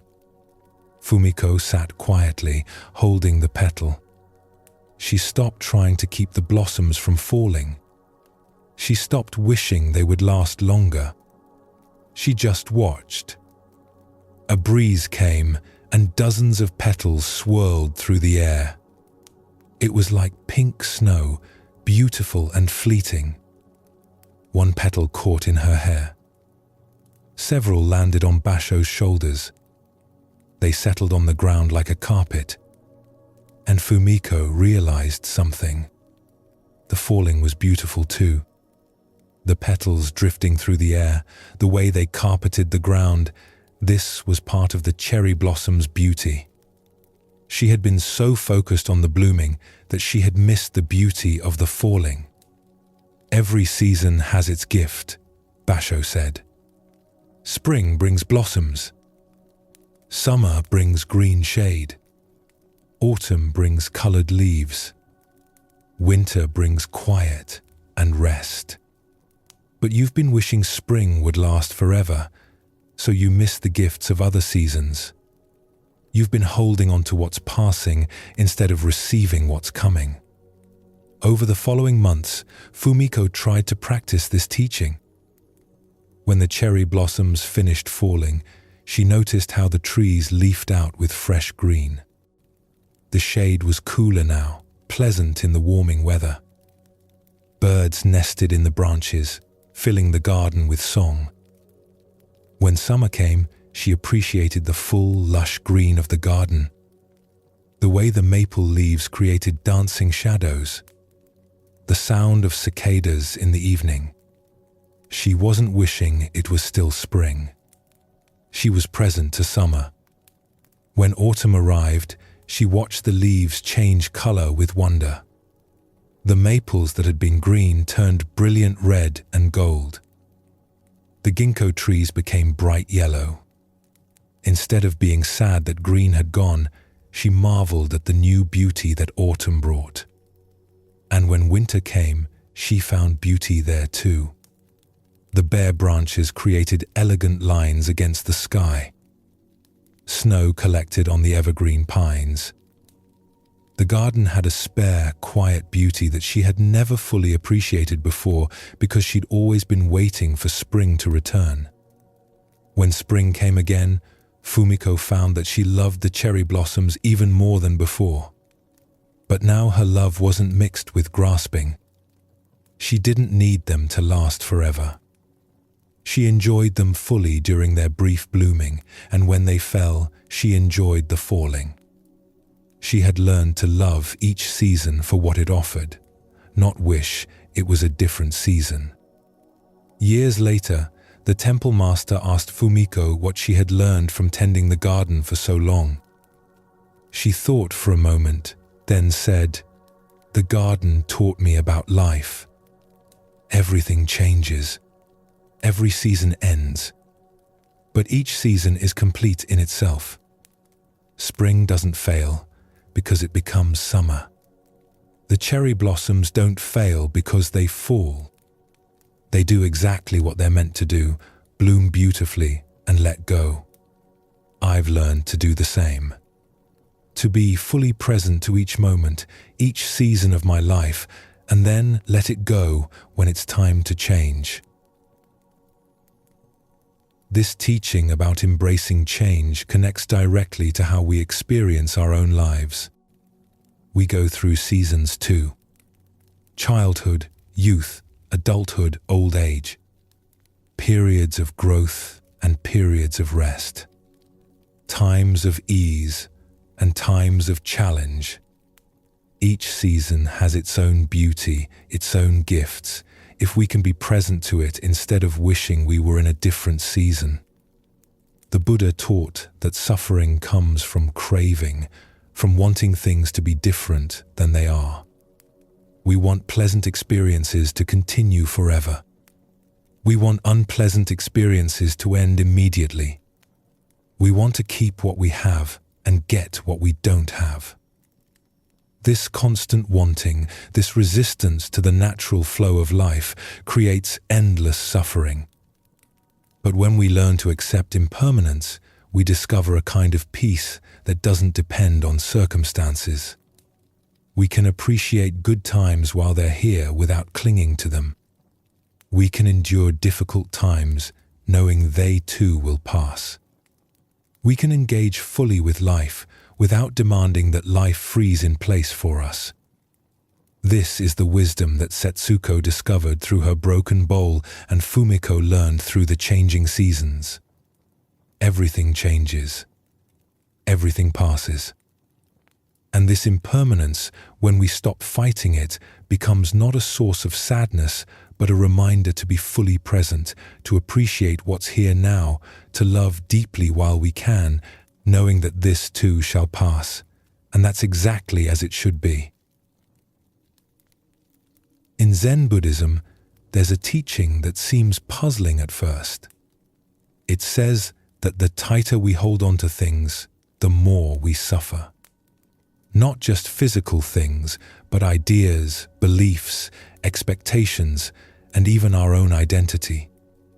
We think that holding on keeps us safe. We think that attachment means love. But Zen teaches us something different. Attachment isn't the same as love or care. You can care deeply about something without grasping it. You can love fully without needing to possess or control. In fact, when we hold things lightly, we often enjoy them more.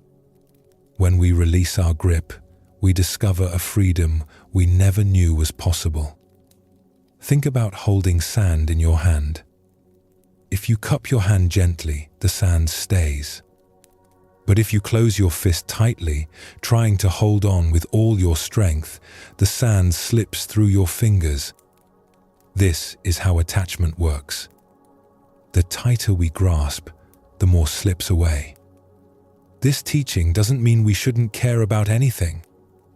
It doesn't mean we should live without love or connection. It means learning the difference between caring and clinging, between loving and possessing, between engaging and attaching. When we learn this difference, we discover a lightness in living that changes everything. Let's explore a story that shows this truth. There was a wealthy merchant named Katsuro who lived in a large house in the city. He had spent his entire life building his wealth. Starting with nothing as a young man, the son of a poor family, he had worked hard for decades, made smart decisions, seized opportunities when they came, and over many years had accumulated a fortune that most people could only dream of. His house was filled with valuable things. Fine furniture made by master craftsmen, each piece selected with care. Paintings and scrolls by famous artists, some so rare that collectors traveled from distant provinces hoping to see them. Ceramics that were hundreds of years old, each with a history and provenance. Silk robes in colors that seemed to glow in lamplight. gold ornaments that gleamed, rare books with pages so delicate they crackled when turned. He would spend hours each day arranging his possessions, making sure each piece was displayed perfectly in the best light, at the right angle. He kept detailed records of what he owned, written in careful characters in leather-bound books. He recorded where he had acquired each item from which dealer or auction. He noted what it was worth, what others had offered for it, how its value had changed over time. Visitors to his house would admire his collection, walking through the rooms with wide eyes, and Katsuro felt a deep satisfaction in their praise, in their envy, in the way they treated him with respect because of what he owned. But despite his wealth, despite the beauty surrounding him on all sides, Katsuro was not at peace. He worried constantly about his possessions. What if something broke? What if thieves came in the night? What if fire swept through the city, as it sometimes did? What if an earthquake shook the house and his ceramics fell? The worries circled in his mind like birds that never landed. He checked the locks on his doors multiple times each night before bed, then would lie awake listening for sounds, unable to rest. He would wake in the darkness, his heart pounding from dreams of loss, and have to get up to check that everything was still in its place. His servants had to be extremely careful, moving through the house as if walking on ice. Once, a young maid accidentally chipped a cup while cleaning, and Katsuro raged at her for an hour, his face red with anger, his voice harsh over this damaged object. The girl had cried, and later Katsuro felt ashamed of his outburst, but he couldn't seem to control his reactions when it came to his possessions. His house was large and beautiful, filled with things that people traveled to see, but it felt like a cage. He couldn't travel to other cities or provinces because he didn't trust anyone to watch over his things properly. He couldn't go visit old friends or explore the countryside because he needed to be here, guarding, protecting. He couldn't relax even when he was home because he was always monitoring, checking, worrying, making sure nothing was out of place or damaged. The more he owned, the more he had to protect. The larger his collection grew, the heavier his burden became. Sometimes he felt like he was drowning under the weight of all his beautiful things. One spring, a traveling monk came through the city. His name was Ryokan, and he was known for living with almost nothing. He owned one robe, patched and worn, one bowl for eating and drinking, nothing more. He carried no money, no extra clothes, no possessions of any kind. Yet people who met him said he seemed happier than anyone they'd ever met. He had a lightness about him, a joy that seemed to come from nowhere and everywhere at once. Katsuro heard about this monk and was puzzled. How could someone with nothing be happy? It didn't make sense. He invited the monk to his house, curious to meet him, perhaps hoping to understand his secret. Ryokan arrived wearing his simple robe, carrying his single bowl. The robe was clean, but you could see where it had been mended many times. The bowl was plain clay, nothing special. Katsuro led him through the house, showing him the collection room by room. The paintings that collectors coveted. The ceramics that were worth more than most people earned in a lifetime. The fine furniture, the silk robes, the gold ornaments, the rare books. He explained the history of each piece, how hard he had worked to acquire it, what it was worth. He expected the monk to be impressed, perhaps even envious. After all, wasn't this what everyone wanted? Wealth? Beautiful things? Security? But Ryokan just looked at everything with a gentle smile. His eyes passed over the valuable objects without lingering, without the hunger or desire that Katsuro was used to seeing in visitors' faces. He didn't seem particularly interested or impressed. He nodded politely but didn't ask questions about provenance or value or rarity. When they sat down to drink tea in Katsuro's finest tea room, surrounded by his best pieces, Katsuro felt oddly unsettled by the monk's calm indifference. "What do you think of my collection?" he asked, needing some reaction, some acknowledgement of what he had achieved. "Very beautiful," Ryokan said simply, sipping his tea with the same appreciation he might have for ordinary tea in an ordinary cup. "I've spent my whole life gathering these things," Katsuro said, a slight edge in his voice. "Each piece is valuable, rare. Some are unique in the world. Don't you wish you had beautiful things like these?" Ryokan was quiet for a moment, sipping his tea, looking out at the garden visible through the open screen. Then he said, "I do have beautiful things. This morning I watched the sunrise from a hillside outside the city. The sky turned pink and orange and gold. It cost me nothing, yet it was more beautiful than any painting. I heard birds singing in the trees, dozens of different songs. I felt the warmth of the sun on my face. I saw flowers blooming by the roadside. I have beauty all around me, all the time. Every day is full of it." "But you don't own any of it," Katsuro said, not understanding. "Those things aren't yours. You can't control them. Anyone can look at a sunrise. Do you own the sunrise?" Ryokan asked, his tone genuinely curious, not challenging. "Can you put it in your house? Can you lock it away to keep it safe? Yet you enjoyed looking at it when you were younger, didn't you? Or perhaps you still would if you took time to see it." Katsuro had to admit he couldn't remember the last time he'd watched a sunrise. He was usually too busy checking his possessions in the morning to notice things like that. When had he stopped looking at the sky? "I noticed you checking the locks on your doors several times while we talked," Ryokan continued. "I noticed you glancing at your things, making sure they're still in place. You have all these beautiful objects, but do you enjoy them? Or do you spend all your time worrying about protecting them?" This observation struck Katsuro deeply. It was true. He rarely simply enjoyed his collection anymore. He was too busy worrying about it. Each beautiful object had become a source of stress rather than pleasure. "But what about security?" Katsuro asked. "Don't you worry about having nothing?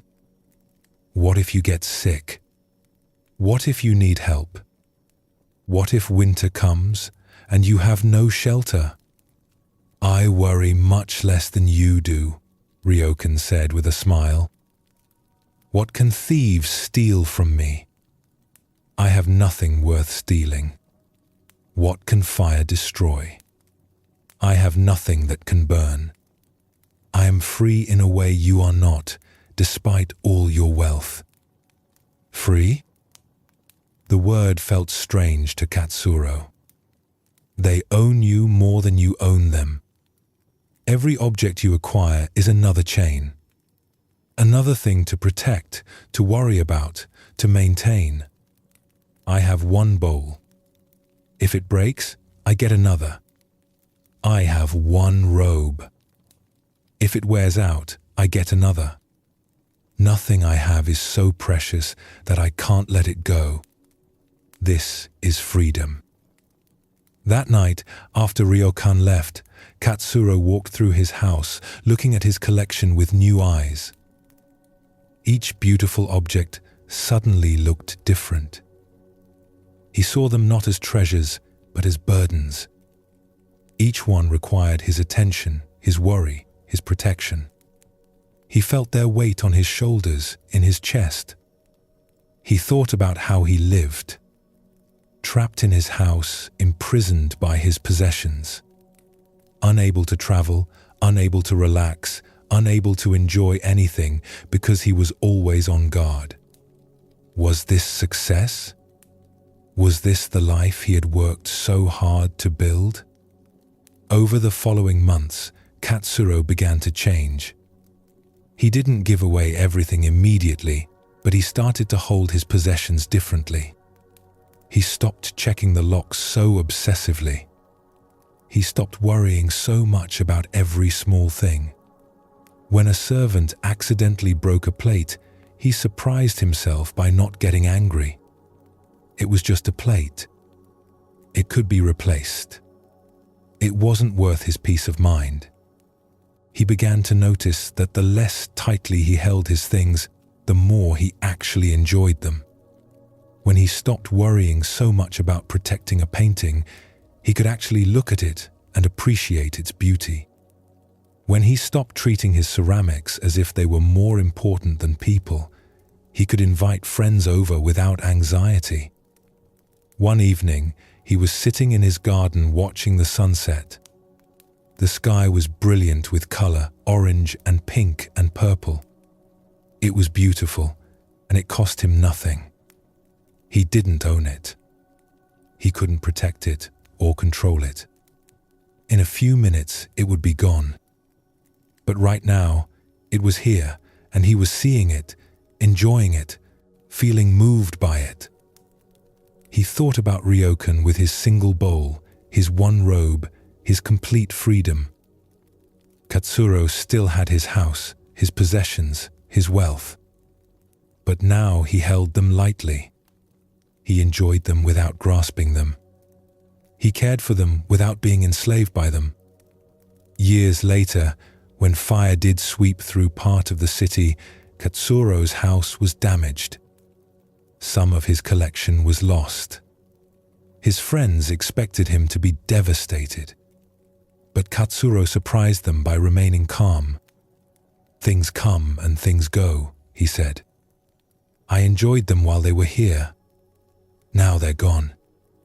I still have my life, my health, my freedom."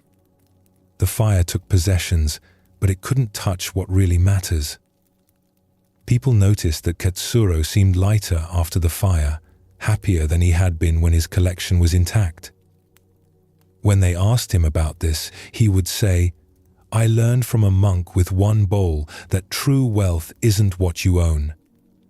It's your freedom from being owned by what you have. I'm richer now with less than I was before with more." This teaching about non-attachment is central to Buddhist wisdom. The Buddha taught that attachment is one of the primary sources of suffering. Not love, not care, not engagement with life, but attachment, the grasping, the clinging, the belief that we must possess things to be happy. We attach to many things beyond physical possessions. We attach to ideas about how life should be. We attach to our plans and expectations. We attach to our own image of who we are. And each attachment becomes a source of potential suffering because nothing stays the same. Life doesn't follow our plans. People don't behave as we expect. Even our own identity changes over time. When we learn to hold things lightly, we don't love them less. We actually experience them more fully. We're present to them without the overlay of fear about losing them. We enjoy them without the burden of grasping. This is the freedom that Ryokan showed Katsuro, the freedom that comes not from having nothing, but from holding everything lightly. Let's look at another story that explores this teaching from a different angle. There was a calligrapher named Hana who lived in a small town. She was skilled at her art, trained from childhood, and people would come to her when they needed beautiful writing for important documents, for poems they wanted to display, for gifts they wanted to give to honored teachers or officials. Hana's calligraphy was known throughout the region for its grace and precision. Each character she created was studied, planned, executed with care. Each stroke followed the classical forms exactly right, or at least, that's what she aimed for. But Hana had a problem. She was so attached to perfection, so convinced that anything less than absolute mastery was failure, that she could barely work. She would sit at her low desk, her materials laid out before her. She would prepare her ink carefully, grinding the ink stick against the stone with water until the consistency was exactly right, testing it on scrap paper. She would select paper, choosing from her best sheets. She would ready her brush, forming the tip into a perfect point. And then she would freeze. What if she made a mistake? What if the character wasn't perfect? What if her hand slipped even slightly? What if the ink bled into the paper in an unplanned way? Paper was expensive, each sheet representing a significant cost. Ink took time to prepare properly. Each attempt had to be perfect, or it was wasted. The pressure of this thinking was crushing. She would sometimes sit for hours with brush in hand, the ink drying on the tip, too afraid to make the first stroke. The fear of imperfection paralyzed her completely. She could see the perfect character in her mind, could visualize exactly how it should look. But the distance between that mental image and what her hand might actually produce felt vast, unbridgeable. When she finally did begin, after talking herself into it, encouraging herself, forcing herself, she would be so tense that her hand would shake slightly. Her breathing would be shallow. Her shoulders would be up near her ears. And often she would make a small error, a stroke slightly too long or angled wrong, and she would throw away the entire piece in frustration, crumpling it, feeling like a failure. Her floor was covered with discarded attempts, papers crumpled and tossed aside. Each one showed talent, showed training, showed understanding of the forms. But none met her impossible standards. None matched the perfect image in her mind. She was trapped between the ideal and the real, unable to accept anything less than perfection, unable to achieve the perfection she demanded. Hana's teacher, an old calligrapher named Soyen, came to visit. He found her sitting at her desk, staring at blank paper, her brush hovering but not moving. He watched for a while, then said, "You're holding the brush too tightly." Hana looked at her hand. Her knuckles were white from gripping the brush so hard. "I need to control it," she said. "Show me," Soyen said, gesturing to the paper. Hana tried to begin. Her hand was so tense that the first stroke came out shaky, uncertain. She stopped immediately, setting down the brush. "See? I can't do it right." Soyen picked up a brush. He prepared it with ink, then held it loosely in his hand. His grip was so light that it looked like the brush might fall. But when he moved his hand, the brush followed naturally, creating a character on the paper with flowing, confident strokes. The character was beautiful, alive with energy. "How did you do that?" Hana asked. "Your grip was so loose." "Because I wasn't holding on," Soyen explained. "When you hold the brush lightly, it moves naturally. Your hand, your arm, your whole body can flow together. But when you grip tightly, trying to control every tiny movement, you create tension. The tension makes the movement stiff, unnatural. But what if I make a mistake? Then you make a mistake, Soyen said simply. Look at this character I just wrote. See this stroke here? It's not perfectly even. It has a slight wobble. But does that make it ugly? Or does it make it alive, human, interesting? Hannah looked at the character. The slight imperfection he mentioned didn't ruin it. In fact, it gave the character a quality that perfectly uniform strokes couldn't provide. It looked like it had been made by a human hand with all the small variations that come with being alive. You're so afraid of making mistakes that you can't create anything at all, Soyen continued.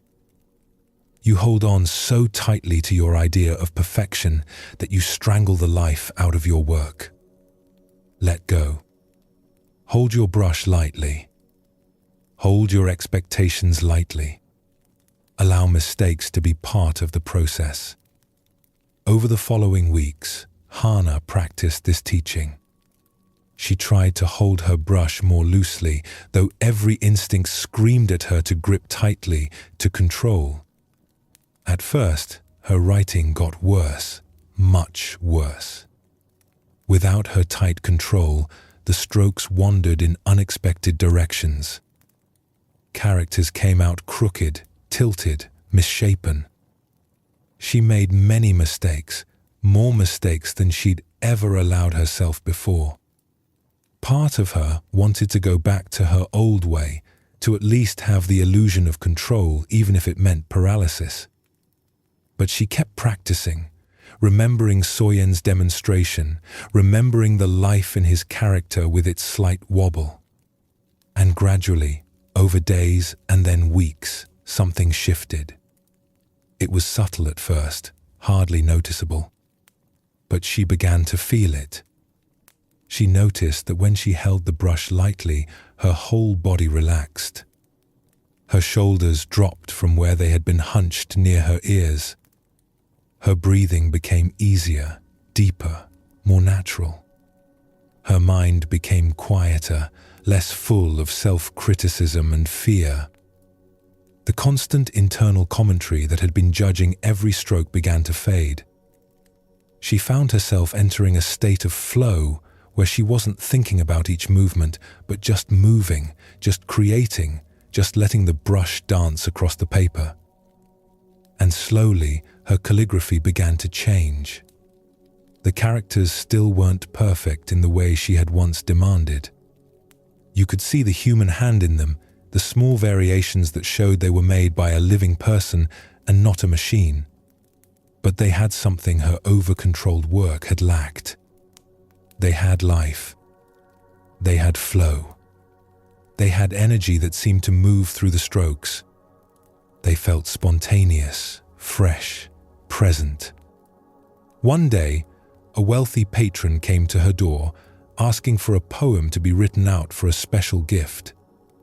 It was for his aged father's birthday, a poem about long life and happiness. In the past, Hannah would have been paralyzed by the importance of the commission. She would have spent days preparing, worrying, practicing, and still might not have been able to complete it.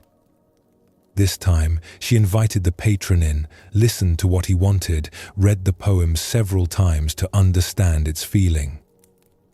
Then she prepared her materials with care but without excessive fuss. She took a breath, feeling the air fill her lungs. She held her brush lightly, feeling its weight balanced in her relaxed fingers. And she began. She let each stroke flow naturally from the one before. She let the characters form themselves through her hand, rather than forcing them into existence. When a small imperfection appeared in one character, a slight thickness where the ink pooled, she didn't stop and start over. She didn't crumple the paper in frustration. She simply continued, trusting the overall flow rather than demanding perfection in each tiny detail. The brush moved across the paper with a rhythm that felt almost like breathing, like waves, like something natural and alive.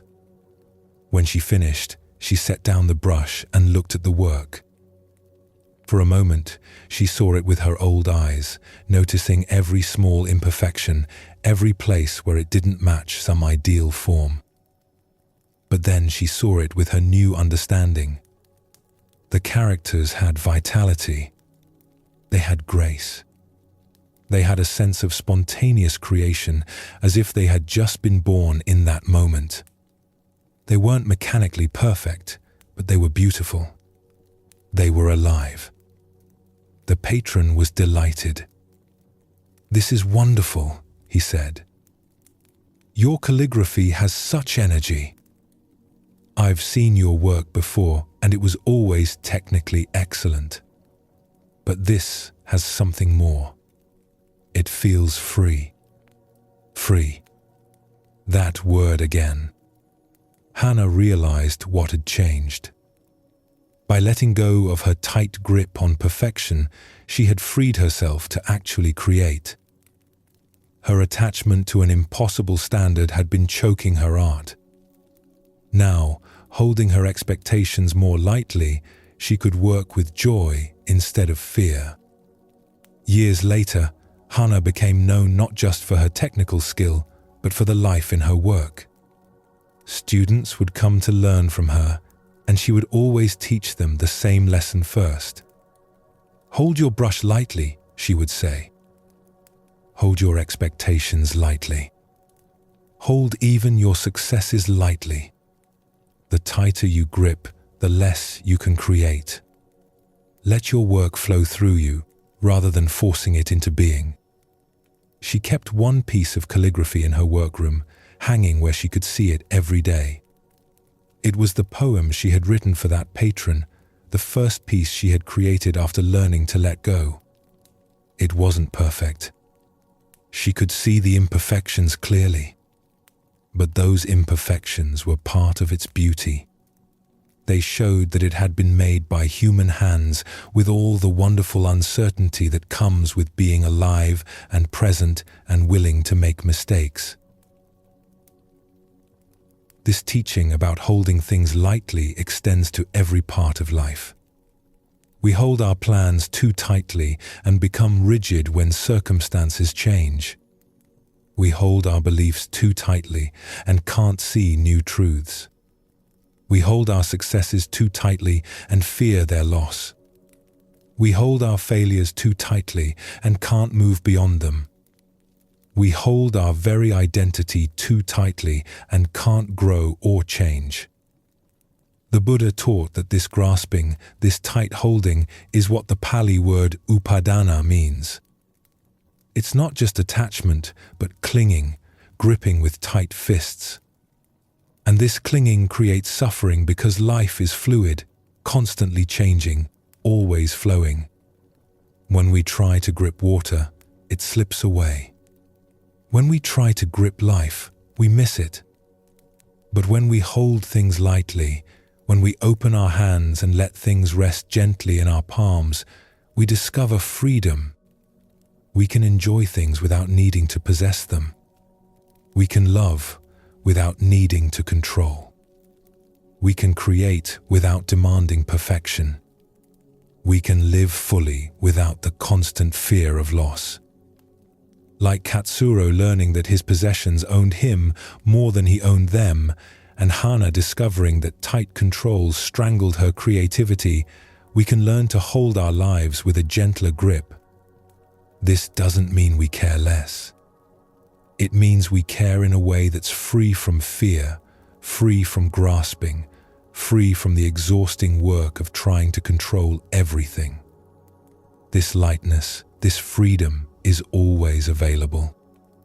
It comes not from getting rid of everything we care about, but from changing how we hold what we care about. From closed fists to open hands. From tight control to gentle allowing. From possession to appreciation. From grasping to receiving. In Zen Buddhism, there's a teaching about the difference between pain and suffering. Pain is what life brings. A body gets sick. A relationship ends. Plans fall through. Loss happens. These experiences are part of being human. We can't avoid them completely. But suffering is what we add to pain through our resistance. When we fight against what's already happening, when we argue with reality, when we tell ourselves this shouldn't be, we create a second layer of difficulty. We take the pain that's already present and multiply it with our struggle against it. Think of it this way. If you have a thorn in your foot, that hurts. That's pain. But if you spend all your energy insisting that the thorn shouldn't be there, getting angry at yourself for stepping on it, raging at the unfairness of thorns existing, you make the situation much worse. The thorn still hurts, but now you've added emotional suffering on top of physical pain. Zen teaches us a different way. Accept what is. Not as giving up or not caring. Not as pretending everything is fine, but as acknowledging reality clearly without the extra layer of struggle. When we stop fighting with what's already here, we free up energy to respond skillfully. Of clear seeing, we can take whatever action is appropriate. Let's explore a story that shows this teaching. There was a weaver named Ayame who lived in a mountain village. She was skilled at her craft, creating beautiful cloth on her loom. The rhythm of weaving was like meditation to her. The shuttle passing back and forth, the threads coming together. She could lose herself for hours in the work. Ayame had spent years building her small business. She sold her cloth at the market and over time had developed a good reputation. People knew her work was quality. They would seek her out, ask for specific patterns, commission special pieces. She had regular customers who bought from her every season. Her income was modest but steady. She felt grateful for the life she had built through her skill and hard work. One autumn, disaster struck the village. Heavy rains came, lasting for many days without stopping. The sky was grey from dawn to dusk, water falling in sheets. The river that ran through the valley swelled beyond its banks, brown and churning with debris. Water poured down the mountain slopes, gathering force, picking up soil and rocks as it rushed downward. A mudslide hit the village in the night, a sound like thunder that woke everyone from sleep. Ayame woke to shouting and confusion. People running through the darkness. The sound of destruction, wood cracking, earth moving. She left her house, joining others in the street, trying to understand what had happened. When dawn came and she could finally see, her heart sank. Her workshop was gone. The building that had stood at the edge of the village, where she had worked for so many years, was completely buried under mud and rocks. Only one corner of the roof was visible, sticking up at an angle. Her loom was destroyed, crushed under the weight. The cloth she had been working on for weeks, a complex pattern she had spent days planning, was ruined, buried somewhere in the mud.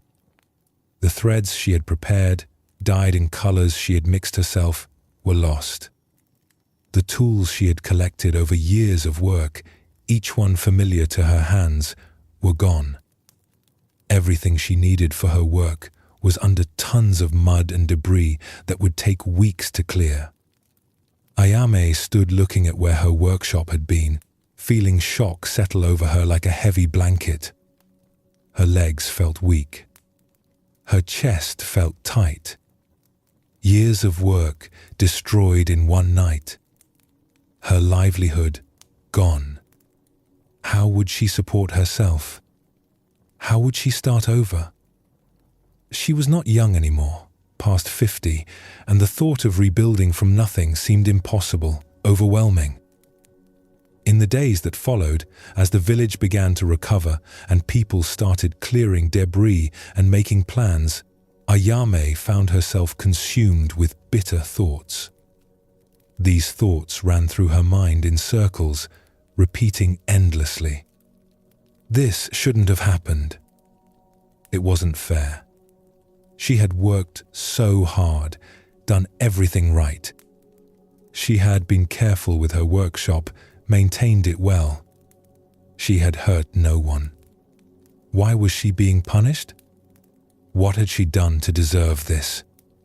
She would lie awake at night, staring into darkness, her mind circling through these thoughts without rest. The unfairness of it, the cruelty of nature, the impossibility of starting over, the difficulty that stretched ahead of her. She noticed that other villagers who had lost homes or workshops seemed to be moving forward with their recovery. They were out each day, clearing debris, salvaging what they could, making plans, helping each other rebuild. Their faces showed sadness, showed loss, but also showed determination. But Ayame felt stuck, frozen. She couldn't seem to start. She would wake each morning intending to begin clearing the site, but then the weight of "this shouldn't have happened" would settle on her and she couldn't move. She would just sit, staring at the ruins, trapped in her resistance. One morning, an old woman came to see her. Her name was Tomo, and she was known in the village for her wisdom. She had lived a very long life, more than 80 years, and had seen many difficulties. Floods and fires, deaths and losses. She had raised 5 children alone after her husband died young. She had rebuilt her own house twice. She found Ayame sitting where her workshop had been, just staring at the mud and rubble as she had been for days. "Still looking at what's gone?" Tomoe asked gently, lowering herself to sit on a rock beside Ayame. Her movements were slow but steady. "It's not fair," Ayame said, her voice tight with emotion. "I worked so hard for so many years. I built this business from nothing.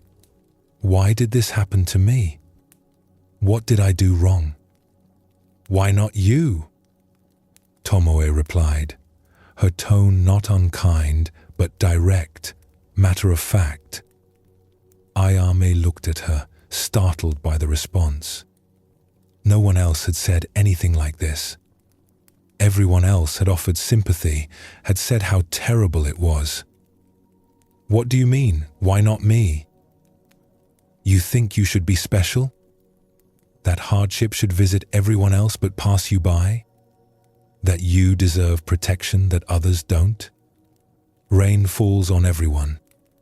Rivers flood without checking who lives nearby. Mountains slide. Nature doesn't stop to see who has worked hard or who deserves to suffer. It just moves as it moves. The mudslide didn't choose you. It just happened, and your workshop was in its path. But I lost everything. My whole livelihood is buried under that mud." "Yes," Tomoe agreed. "That's true. That's what happened. But notice what you're doing. You're spending all your energy arguing with what already happened. You're fighting with the past. Can you change it? Can you make the mudslide not have happened?" "No," Ayame admitted. "But I can't just accept it. It's too much." "Acceptance doesn't mean you like it," Tomoe said. "It means you stop adding suffering to pain. The mudslide already happened. That's painful. You lost your workshop. That's a real loss. But then you add all this extra suffering with your resistance. This shouldn't have happened. It's not fair. Why me? All of that is you fighting with reality. And reality always wins that fight. Ayame sat with this. She could feel the difference Tomoe was pointing to. There was the actual loss, the grief of losing her workshop and her work. That felt heavy, but somehow clean. And then there was all the mental noise around it, the complaints, the sense of injustice, the endless why questions. That felt sticky, exhausting, like quicksand. So what should I do? She asked. First, stop fighting with what already happened. The workshop is gone. The loom is destroyed. That's simply true. Can you acknowledge that clearly, without all the story about fairness and shouldn't? Ayame tried. My workshop was destroyed in the mudslide. The words felt simple, factual. Sad, but not bitter.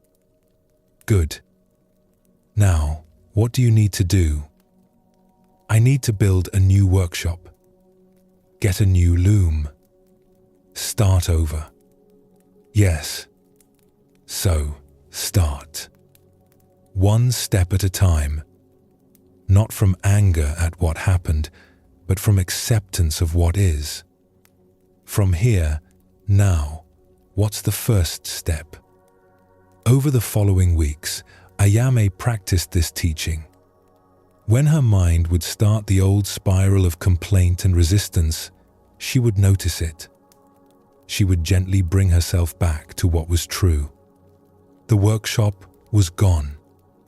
That was painful. She grieved for what she'd lost. But she stopped arguing with the reality of it. And something remarkable happened. When she stopped wasting energy fighting with the past, she had energy for the present. She started clearing the debris from where her workshop had been. It was hard physical work, moving rocks and mud, but it felt good to be doing something. Other villagers helped her.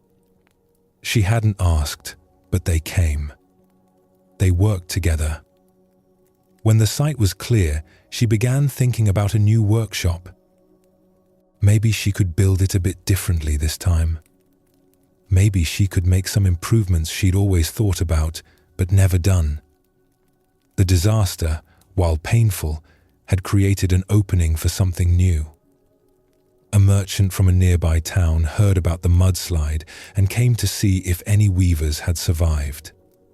He had customers waiting for cloth. When he found Ayame and heard her story, he offered to lend her a loom until she could get her own. He gave her thread to work with. She could pay him back gradually from her sales. Within a few months, Ayame had a new workshop, simple but functional. She had a borrowed loom and was weaving again. The cloth she created had a quality it hadn't had before. People who bought from her noticed something different, though they couldn't quite name it. There was a depth to her work now, a presence. When they asked her about it, Ayame would think for a moment before answering. "I lost everything in the mudslide," she would say. "And for a while, I spent all my energy being angry about it, insisting it shouldn't have happened. But then I learned something. Fighting with reality is the most exhausting thing you can do. When I stopped fighting and just accepted what was true, I found I had energy to rebuild. I found that loss and creation can live side by side. The mudslide still happened. I still lost my original workshop. But that loss doesn't define everything. Life continues. Cloth needs to be woven, and I can weave it." This teaching about acceptance at how things turned out. We insist that reality should be other than it is. But the Buddha taught that this resistance is what creates suffering. The Pali word dukkha means suffering, But it also means struggle, resistance, friction. It's the feeling of something being wrong, not fitting, rubbing the wrong way. This friction comes not from circumstances themselves, but from our relationship with circumstances. When we accept what is, we don't necessarily like it. We don't say everything is fine when it isn't. We don't pretend pain doesn't hurt. We simply stop arguing with reality. We see clearly what's true, feel what we feel, and respond from there. Let's look at another story that shows this teaching from a different angle. There was a scholar named Tomo who had dedicated his life to learning. He lived in a small room attached to a temple, spending his days reading ancient texts, copying important passages, pursuing wisdom through study. He had a brilliant mind and a deep love of knowledge. Books were his passion, his comfort, his life's work. Tomo had a particular weakness: his eyes. Since childhood, his vision had been poor. He had to hold books very close to read them. He had to squint and strain. But he managed. He worked with what he had. His desire to learn was strong enough that he pushed through the difficulty. As he aged, his eyes grew worse. The characters on the page became harder and harder to see. He had to strain more. The work became exhausting. But he kept pushing, refusing to acknowledge the limitation. He would read until his head ached, until his eyes burned with fatigue. He insisted to himself that if he just tried harder, focused more, he could overcome this obstacle. One afternoon, after hours of straining to read a difficult text, Tomo's vision suddenly blurred. Everything became indistinct, fuzzy. He blinked, rubbed his eyes, but the blur remained. Panic rose in his chest. He tried to read the text again, bringing it so close his nose almost touched the page, but he couldn't make out the characters anymore. He went to a physician, a woman known for her knowledge of such ailments. She examined his eyes carefully, asked questions, shook her head. Your eyes have been damaged by years of strain. They need rest. You must stop reading for a long time. Maybe months. Maybe longer. I can't stop reading, Tomo said immediately. That's my life. That's my work. There must be another way. There isn't, the physician said. If you keep pushing, you may lose your sight entirely. Your eyes need rest. That's the reality. Tomo left the physician's house in distress. This couldn't be happening. He was a scholar. Reading was what he did. It was who he was. How could he be a scholar who couldn't read? It was impossible. It was unacceptable. There had to be a way around this. For days, he tried to keep working despite the physician's warning. He would hold books at different angles, trying to find a position where the characters would come into focus. He would sit by the window where the light was best, then move to a lamp when the sun set. He would blink hard and rest for a moment, pressing his fingers gently against his closed eyelids, then try again. But the physician was right. His eyes couldn't do it anymore. They had been pushed beyond their limit. The more he tried, the worse they became, as if in rebellion against his demands. He developed headaches that started behind his eyes and spread across his entire skull, lasting for hours. The blur in his vision spread, growing worse each time he tried to read. Sometimes he would see flashes of light at the edges of his vision. The pain became constant. Finally, exhausted and in pain that made him feel sick, Tomo gave up. He carefully put away his books, stacking them on the shelves, running his hands over their covers one last time. Each one represented hours of reading, knowledge gained, passages copied. He closed the shutters over his shelves, unable to bear looking at what he couldn't access. He sat in his small room with nothing to do, feeling utterly lost. Who was he without his books? His entire identity had been built around study and learning. What was the point of his life if he couldn't read? What did he have to offer? He felt like he had lost himself along with his ability to see clearly. The temple's abbot, an old monk named Egen, came to visit a few days later. He found Tomo sitting in darkness, curtains drawn over the window, shutters closed, doing nothing. Just sitting on his mat, staring at nothing, lost in his thoughts. "Your eyes trouble you," Egen observed, settling himself on the floor across from Tomo. His voice was gentle, without pity. "I can't read," Tomo said, the words bitter in his mouth, like ash. "My life's work is over.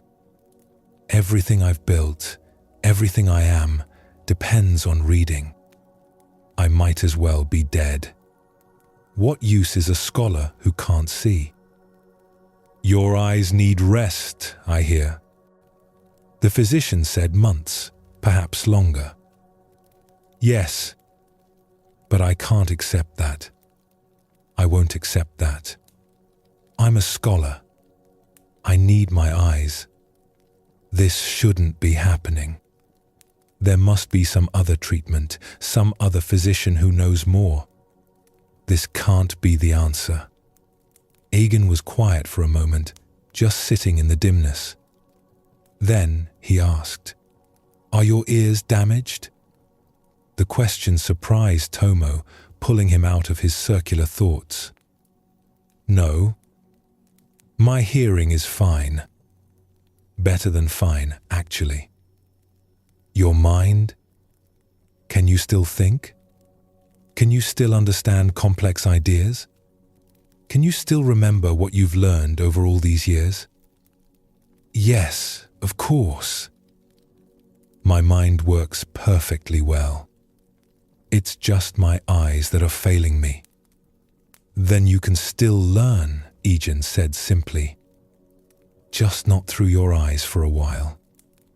Just not in the way you're accustomed to. But all wisdom is in books. How can I learn without reading?" "Is it?" Egen asked. "All wisdom is in books? What about the wisdom of living? Of experiencing? Of listening? I've known many learned scholars who couldn't see the wisdom right in front of them because they were always looking at pages." Tomo sat with this. He had spent his whole life believing that wisdom came from books, from study, from reading what wise people had written. But Egen was suggesting something different. "Can you accept that your eyes need rest?" Egen asked. "Not as a punishment. Not as a tragedy. Just as what's true right now." "It's hard," Tomo admitted. "Yes, because you've attached your whole identity to being someone who reads. But you're more than your eyes. You're more than your ability to study texts. Can you be curious about who you are when you can't read? What else might be there?" Over the following weeks, Tomo tried to practice acceptance. It was difficult, perhaps the hardest thing he'd ever done. When his mind would start insisting that this shouldn't be happening, that he needed to find a way to keep reading, that there must be some solution he hadn't tried yet, he would notice the resistance. He would feel it in his body as tension, as a clenching in his chest. He would try to come back to what was simply true without the overlay of argument. His eyes needed rest. That was the reality. Fighting it wouldn't change it. Denying it wouldn't make it less true. And slowly, gradually, a strange thing happened. When he stopped fighting, when he accepted his limitation without the constant mental struggle against it, he began to notice other things. Things that had been there all along, but that he'd been too busy to see, too focused on his books to appreciate. He started really listening to people when they spoke. Before, when someone would talk to him, part of his mind was always elsewhere, thinking about the text he'd just read or the next one he wanted to study.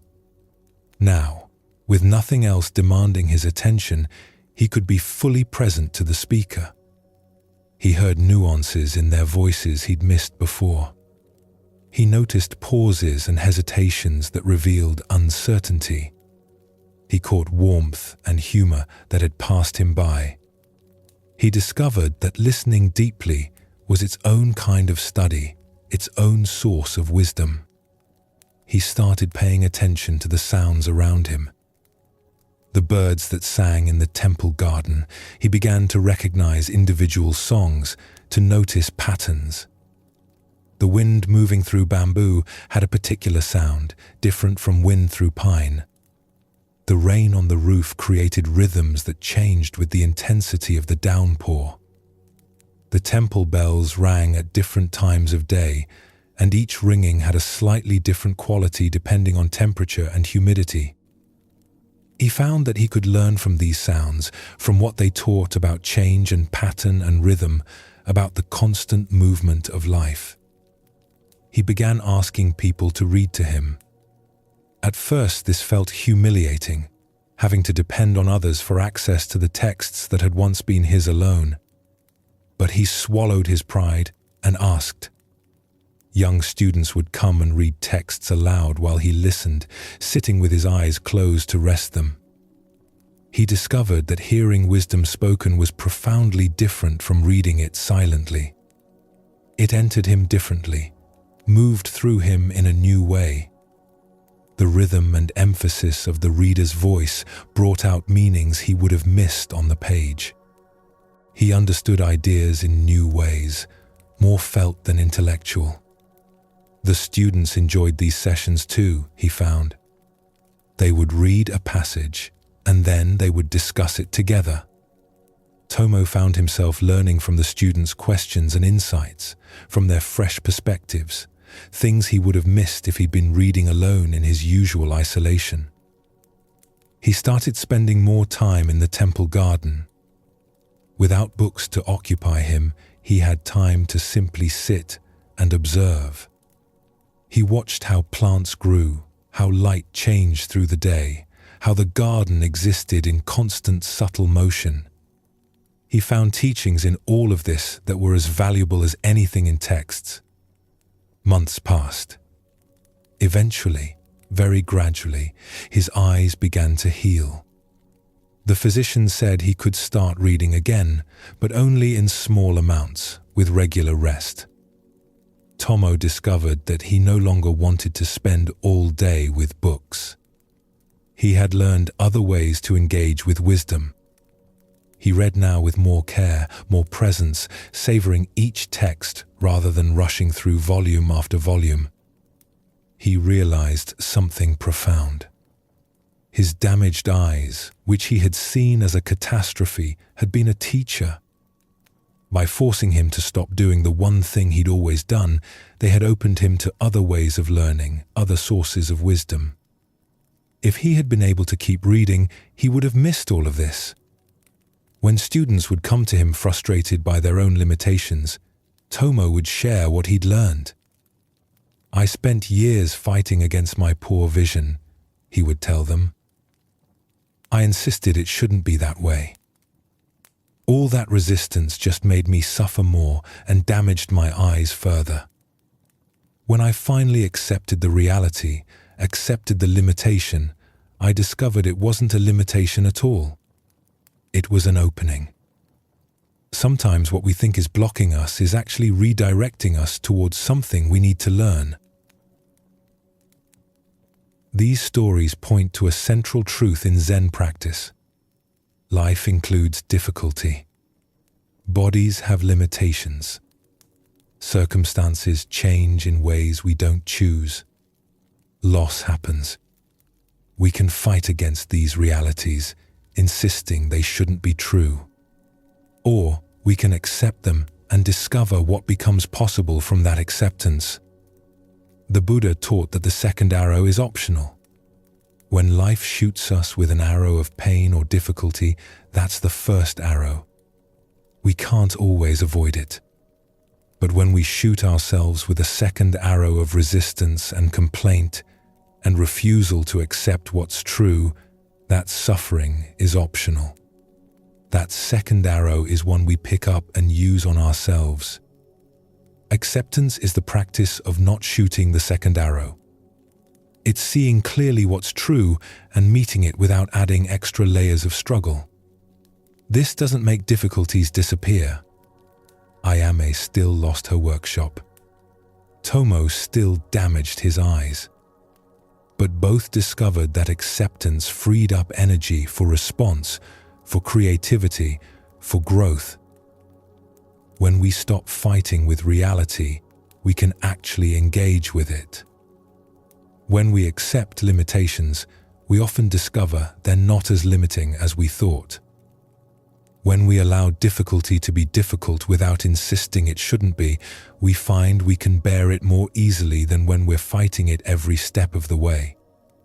This is the wisdom of acceptance. Not passive resignation. Not giving up, but clear seeing. Meeting what is with open eyes and an open heart. And from that place of acceptance, responding with whatever wisdom and skill we have. In Zen Buddhism, there's a teaching that might surprise you. Truth is simple. Not easy, but simple. We often think that wisdom must be complicated, that enlightenment requires understanding complex philosophy or mastering difficult techniques. We search for the answer in distant places, in ancient texts, in elaborate practices. But Zen points to something much more direct. Truth is right here, right now, in ordinary life. It's not hidden behind layers of complexity. It's not reserved for those who have studied for years or achieved special states. It's as close as your next breath, as immediate as the sensation of sitting or lying down, as available as this moment. The problem isn't that truth is hard to find. The problem is that we keep looking past it, thinking it must be somewhere else, something more impressive or complicated. We add layers of thought and interpretation to simple experience, then wonder why we can't find peace. Zen practice is about removing these layers, coming back to what's simple and direct. Not adding more knowing, but discovering what's here before we add all our ideas about it. This is why Zen stories often seem puzzling. They're not trying to give you complex answers. They're trying to point you back to simple, direct experience. Let's explore a story that shows this teaching. There was a young monk named Ren who had been studying at a monastery for 3 years. He was earnest and dedicated, spending long hours in meditation, studying texts, learning forms and rituals. He wanted to understand Zen deeply. He wanted to achieve enlightenment. He would ask his teacher, Master Sato, question after question about the nature of mind, the meaning of emptiness, the path to awakening. Master Sato would answer briefly, often with words Ren didn't fully understand. This frustrated Ren. He felt like the master was holding back, not giving him the real teaching. There must be some secret knowledge, some special technique that the master wasn't sharing yet. One day, Ren was working in the monastery garden, pulling weeds. It was hot. Sweat ran down his back. His knees hurt from kneeling.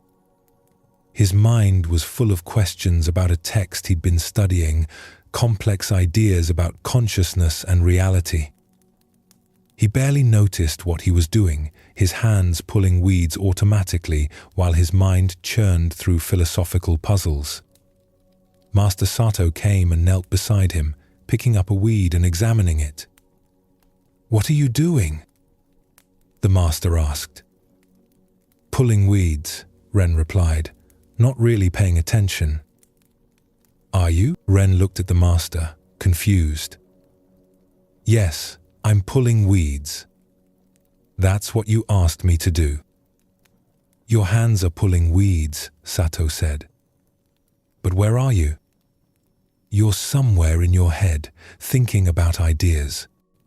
You're not here at all." Ren realized this was true. He had been so lost in thought that he hadn't really been present to the actual experience of gardening. "I was thinking about the text we studied yesterday, about emptiness and form. I don't understand it yet." "Pull this weed," Sato said, pointing to a particularly stubborn plant. Ren pulled. The weed came out with effort, roots bringing up clumps of soil. "What did you just experience?" Sato asked. "I pulled a weed. The roots were deep. It took effort." "Did you need to understand a text to do that? Did you need to know about emptiness and form?" "No, I just pulled." "And when you were fully engaged in pulling, thinking about nothing else, where was the problem of understanding complex ideas?" Ren paused. In that moment of simply pulling the weed, giving his full attention to that action, his mind had been quiet. There had been no confusion, because there had been no thinking. Just the direct experience of pulling. "You're making everything complicated," Sato continued. "You think wisdom is somewhere else, in texts and ideas. But it's right here in pulling weeds, in feeling hot, in your knees hurting, in the soil under your fingernails. This is your life, happening right now. But you keep missing it because you're looking for something more impressive." "But surely enlightenment is more than just pulling weeds," Ren protested. "Is it? What is enlightenment if not being fully present to pulling weeds when you're pulling weeds? Fully present to eating when you're eating? Fully present to sitting when you're sitting? You're looking for something grand and special, but you're missing what's ordinary and real." This conversation troubled Ren. It seemed too simple. Surely there was more to Zen practice than just being present to ordinary activities. He continued his studies, his meditation, his questions. But Master Sato's words stayed with him. A few weeks later, Ren was eating his midday meal in the dining hall. It was simple food, rice and vegetables. As usual, his mind was elsewhere, planning what he would study that afternoon, reviewing what he'd learned that morning. He barely tasted the food, eating mechanically while his thoughts raced. Master Sato sat down across from him. The old monk ate slowly, seeming to give his full attention to each bite.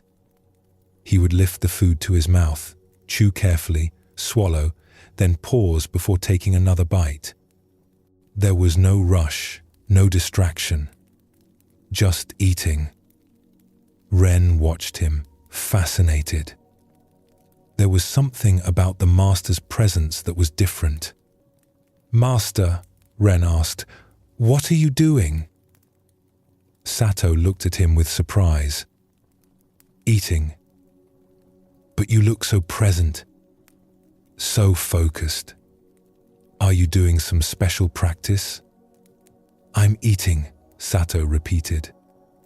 "When you eat, do you eat? Or do you think? Plan? Review?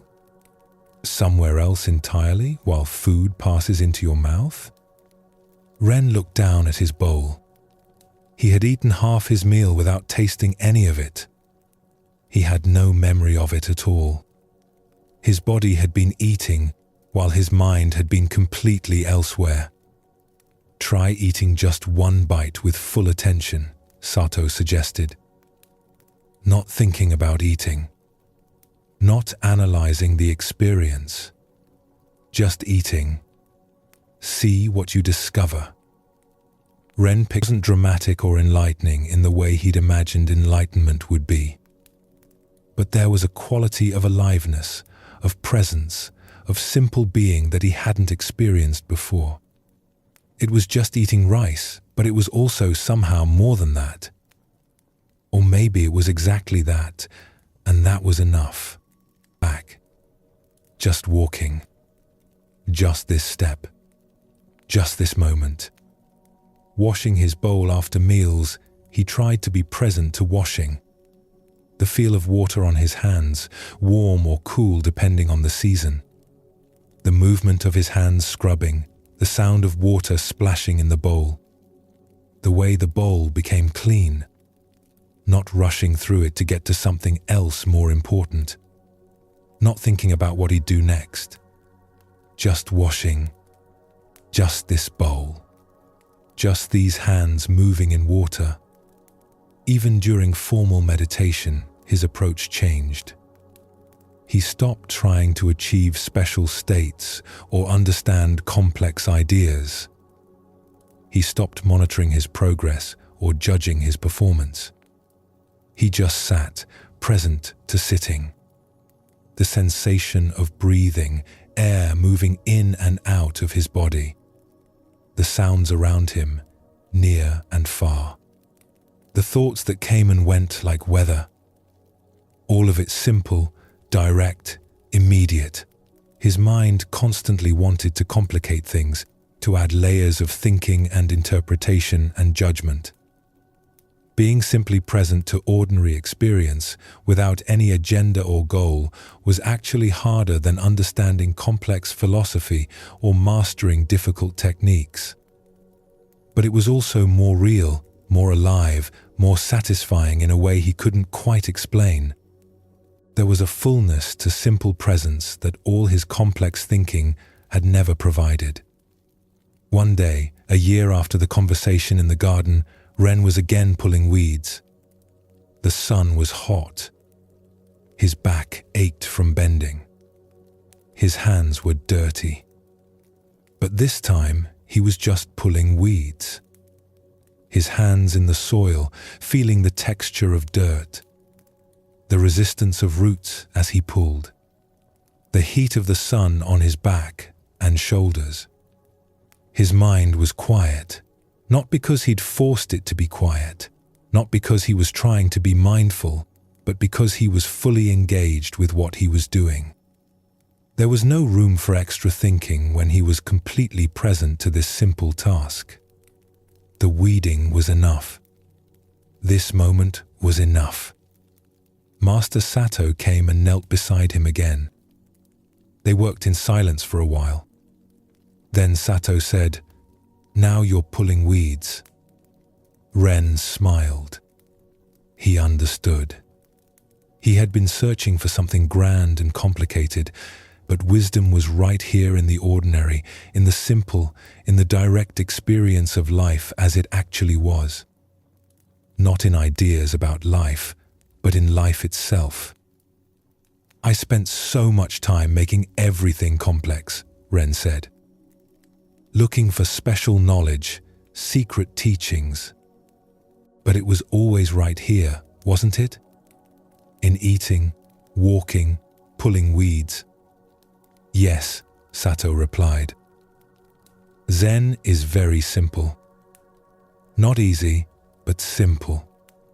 The difficulty comes from our resistance to simplicity. We think truth must be complicated, so we keep looking past what's right in front of us. But when you eat, just eat. When you walk, just walk. When you sit, just sit. That's the whole teaching. Years later, when Ren became a teacher himself, students would come asking for complex teachings, secret techniques, special knowledge. He would sometimes smile, remembering his younger self. Then he would ask them to do some simple task with him. Sweeping the floor, preparing tea, sitting quietly. And in that simplicity, some students would discover what he had discovered. That wisdom isn't hidden in complexity. It's revealed in simplicity. That truth isn't somewhere else. It's right here, right now, in the most ordinary moments of life. Tonight, you've journeyed through the gentle wisdom of Zen Buddhism. You've explored letting go of control and trusting life's natural flow. You've discovered that thoughts are like clouds passing through the sky of awareness, and that you are the sky, not the clouds. You've learned that everything changes, and this impermanence, rather than being sad, makes each moment precious and worthy of your full attention. You've touched the freedom that comes from holding things lightly, from caring without grasping. You've seen how acceptance eases suffering, how meeting life as it is creates space for genuine response. And you've found that truth is beautifully simple, present right here in this ordinary moment. These teachings aren't separate from your life. They are your life, seen clearly. When you wake tomorrow, you won't need to remember everything you heard tonight. The wisdom has already touched you, planted seeds that will grow in their own time, in their own way. For now, let yourself rest completely. All the striving can stop. All the figuring out can wait. All the questions can rest. Nothing needs your attention right now. Nothing requires solving. You can simply be here, breathing, present, at peace. The teachings of Zen remind us that peace isn't something to achieve or work toward, folding. Just this gentle release into rest. Your body knows how to rest. Your mind knows how to settle. Trust this natural wisdom that's deeper than thought. Let everything soften. Let everything be exactly as it is. May you rest deeply tonight. May you wake refreshed. May you carry the gentle understanding you've touched here into whatever tomorrow brings. Sleep well, and thank you for spending this time with us here at Sleepy Monk.